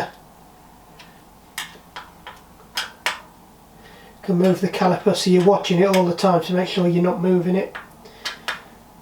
The idea is you just put a little bit of torque on each time. It just makes it harder and harder for you to move it off. Hopefully this time, or we have to go to manual, which is when you put a piece of paper on either side, or I have actually got a tool for doing it, but it's a bit of a faff. That's a lot better now.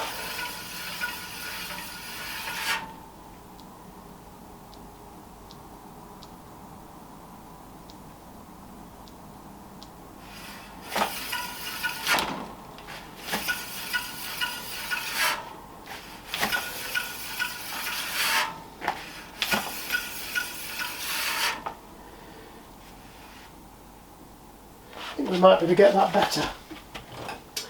Let me have a look, see if I can find the faffy tool. Ah, there it is. So this can be a right pain up the backside in itself,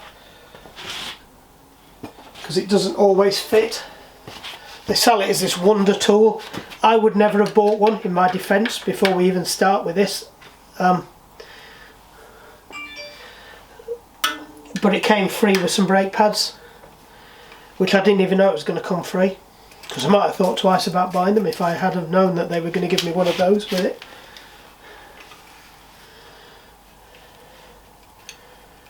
So the hard part is actually getting the flipping thing in between the pads, because 9 times out of 10 it doesn't want to go, and now is that time. Right. So the idea is you shove that in there like that, and then you just do up your pads, and you hope for the best, because that's forced a gap in now. Yeah, well, there you go. That's pretty much spot on. There you go. That's what I should have done first time. Just chuck that one on the floor.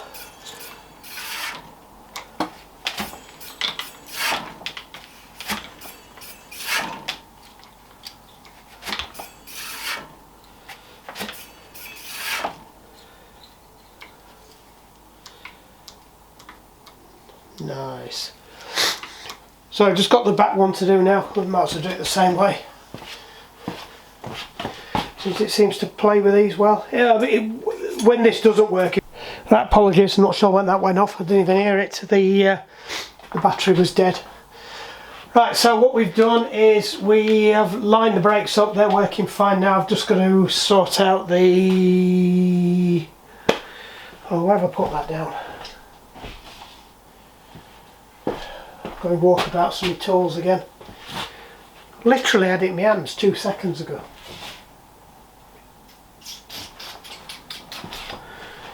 Where are you? It's not over there. I could have sworn I had it in my hand when I brought it round to put the camera on. Charge.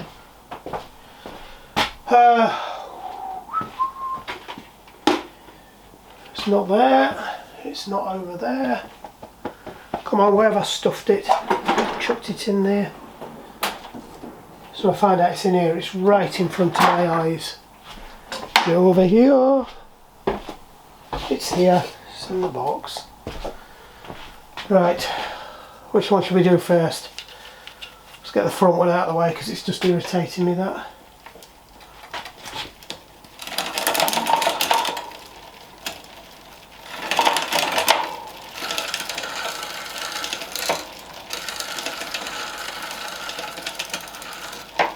It's not going all the way up.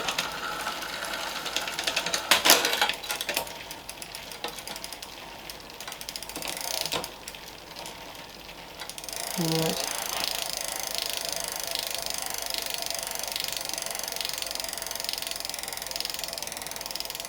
So, is that because we're hitting that problem we had before? Could be.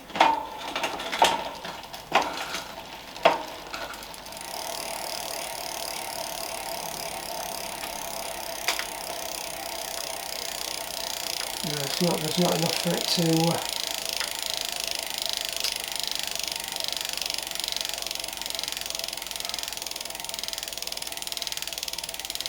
I need to slacken that off a bit.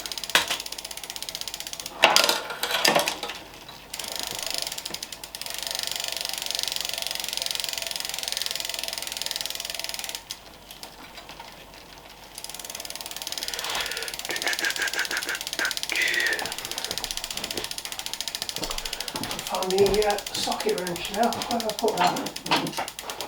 It was over here. I used it over here.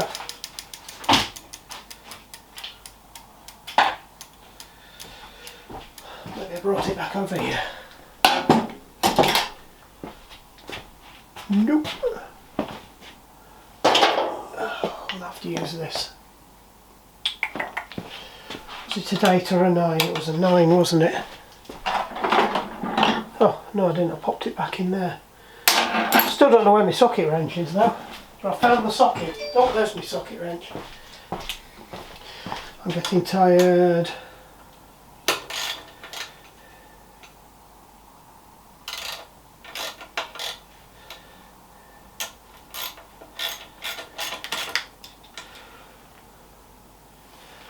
Right, let's try that again.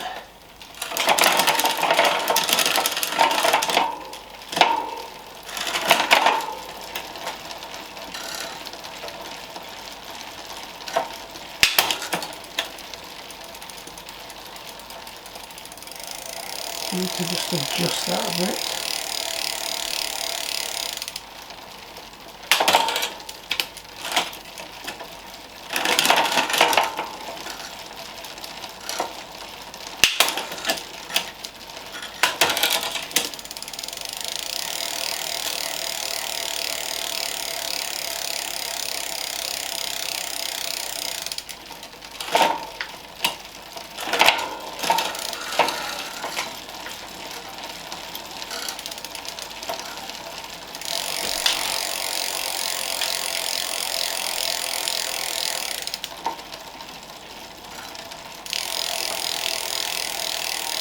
Right, I think I just need to adjust that slightly.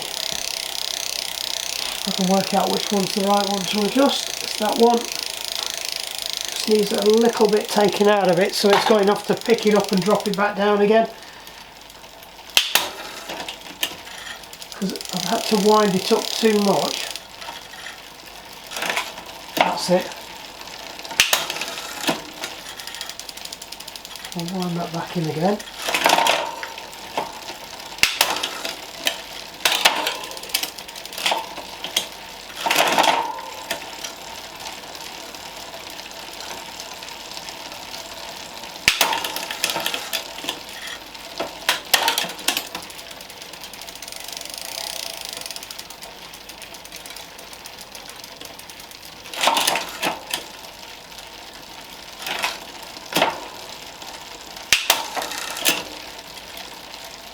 Right, let's see how this back one's doing.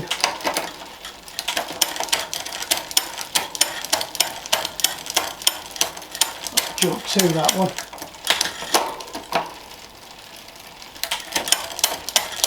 I think that's, yeah, that's too far across.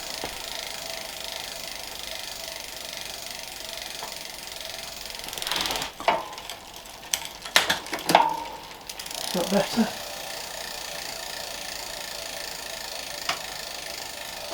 Try that.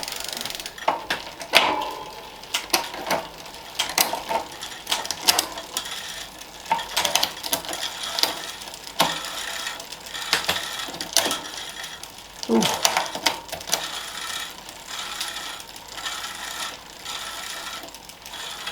I'm locked up there. We haven't gone up to one.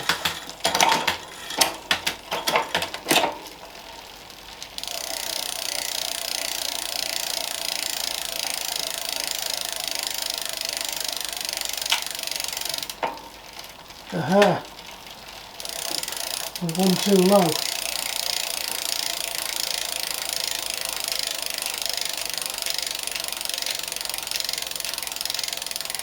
Try that.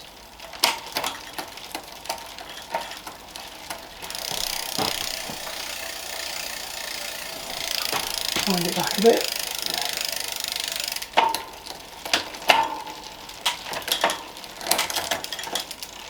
Let's jump two again now.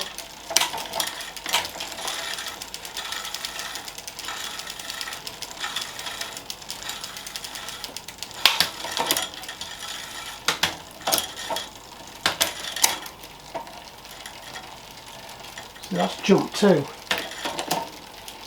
That's jump two.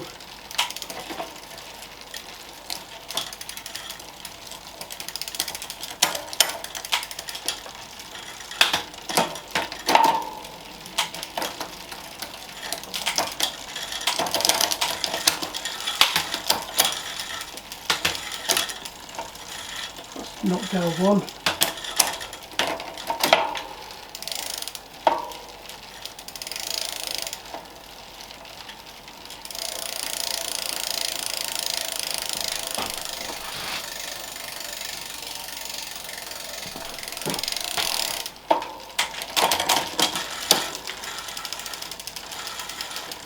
Oh, I think we've got an incompatible shifter here.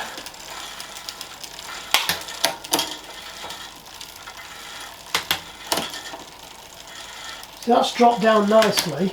That's gone down two. That's gone up one. That's gone down two.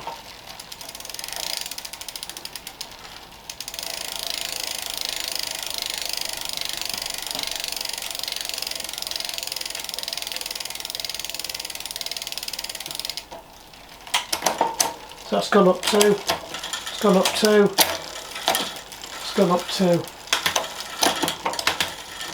Yeah, the ratio on these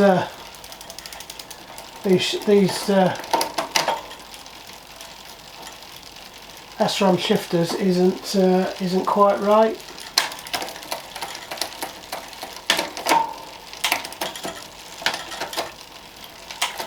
Right, that's a bit of a problem.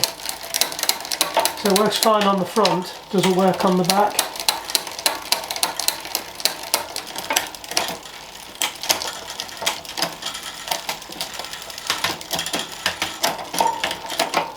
We're going to have to find another solution for that. We either replace these front things, or we replace the derailleur, because it's the angle that it's pulling it at that's different. It's a different rate. I did fear this, but somebody on the feedback had said they'd not had any problems with this on the with them on the SRAM ones.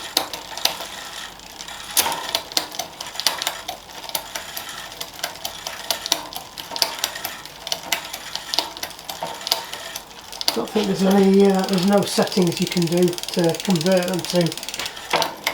So that has gone down. You see, it's not even. We are at. That's 1, 2, 3, 4. That's at 4 on the indexing, and it's on 2 on there. That's at 5 and it's on 3. Now that's just jumped 2.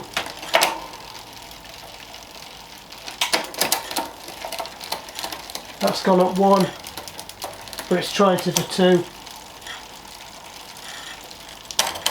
That's locked. So the rate of movement is different. That's annoying. We were so close to getting this one off the ramps and on its way.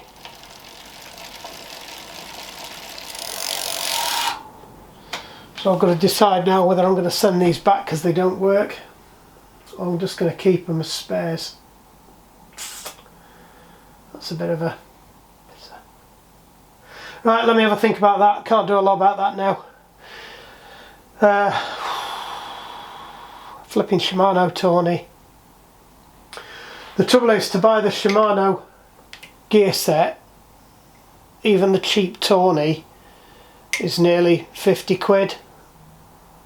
And I think these were 20 quid. So it's like half the price. Now, there are some decathlon shifters that could possibly work with this, but I could be doing the same thing again. I could be buying a set of shifters for, I think they're £18 for the pair. I mean, what I should have done is just bought one set of these, done one bike and then bought another one, but bought the other set once I knew I was good and limited my risk. But it is what it is. Mind you, I'll be able to sell them on eBay. I'll get something back for them. I won't lose it completely, and this is why I do it, and I don't get the people I'm doing the bikes to do this, is because they can be a right flipping faff. And we're going to have to get matching as well, so I'm going to have to bin them both off. That's proper annoying. Oh well, it is what it is. Let me just clean that crap off there before it dissolves my wrench. There's nothing to stop us getting the brakes done on the other one, but I'll be honest, my head's frazzed tonight, so I need to go and have a think about this, go and do some research and see if I can come up with a solution. I might take the risk on the Decathlon ones. They did actually look quite nice. They're similar to shifter to what's on one of the bikes up here, so they're generally okay. The Rock Rider ones.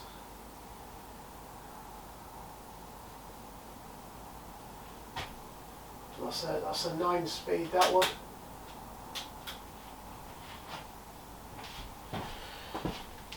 Or it might be just cheaper just to buy a Shimano, a cheap SRAM 7-speed derailleur, chuck it on. They should work with that. The spacing on them is the same on all of them, because you can put SRAM wheels on a thingy block. It's the geometry on that that's unique. Now, I thought they were fairly standard. The feedback on the review said they were fairly standard, so I think that's possibly the cheapest option, is to get that. And I'll have a word with Magdalena and just let her know what's happened. I mean, I was going to give her that for free anyway, but hers was mangled. But we'll try it on this, and if it works, it's probably not. We'll have to do the same thing on the other bike as well. So I'm going to need 2 of them. So we'll see how that goes. Well, this is why we experiment. This is what I was saying at the beginning. This is why upgrades can be really tricky, because you're messing about with something that's already a tried and tested product. They've tested everything through.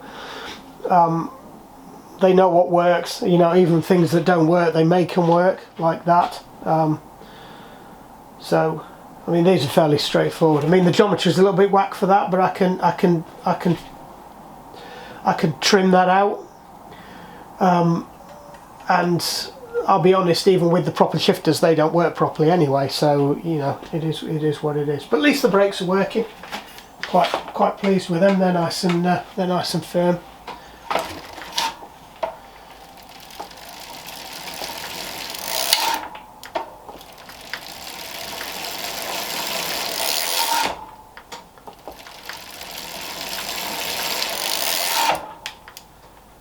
They're good brakes then. Oh, lovely.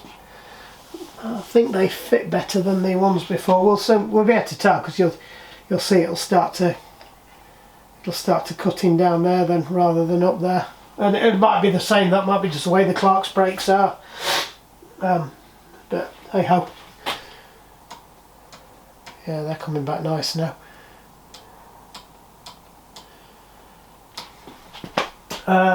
Sure, there was something I needed to tighten up. It was that back wheel. Let me, before I forget, we'll just take it out. Oh. Thin seat posts. Oh. Just drop it in.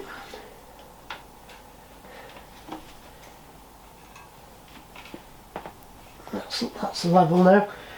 That back wheel's nice and true anyway. We have just got to drop these down. Now I'm up here, I can see what needs, what we can do with those, because they're all the same one now. So I'm just going to adjust these down. Oops, you're not even looking in the right way. Just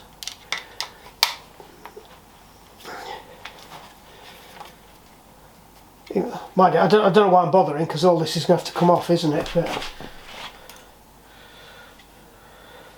well, no, it's not. If not, if we get the, not if we go for the other option. So the brakes definitely want to be there. These can be a little bit further round, actually. Might be easier to use.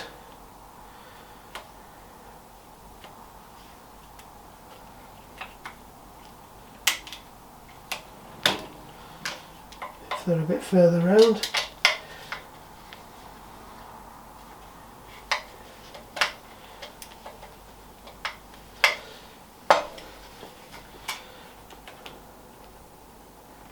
Yep, so that looks good.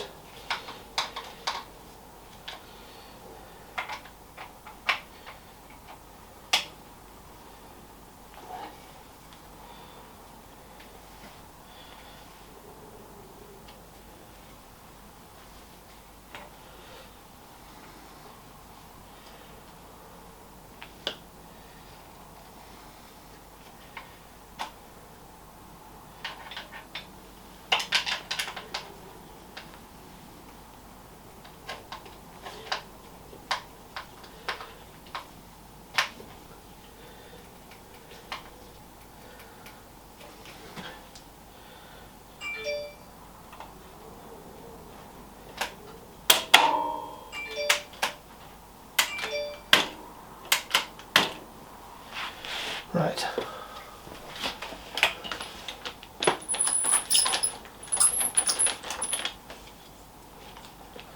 And over we go. Hi-ya!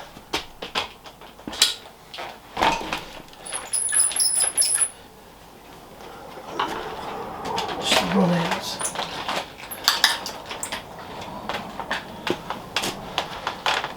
That's it. I start to blow a hoolie out there as well, so that's my cue to disappear.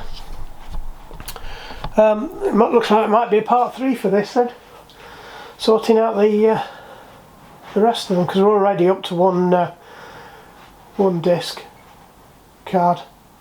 Right, no, they look nice though. I'm quite pleased with the brakes. They're really nice. And the shifters are good as well once they're in the right place, but I just don't think they're in the right place at the moment. That one's okay. That's shifting really nice.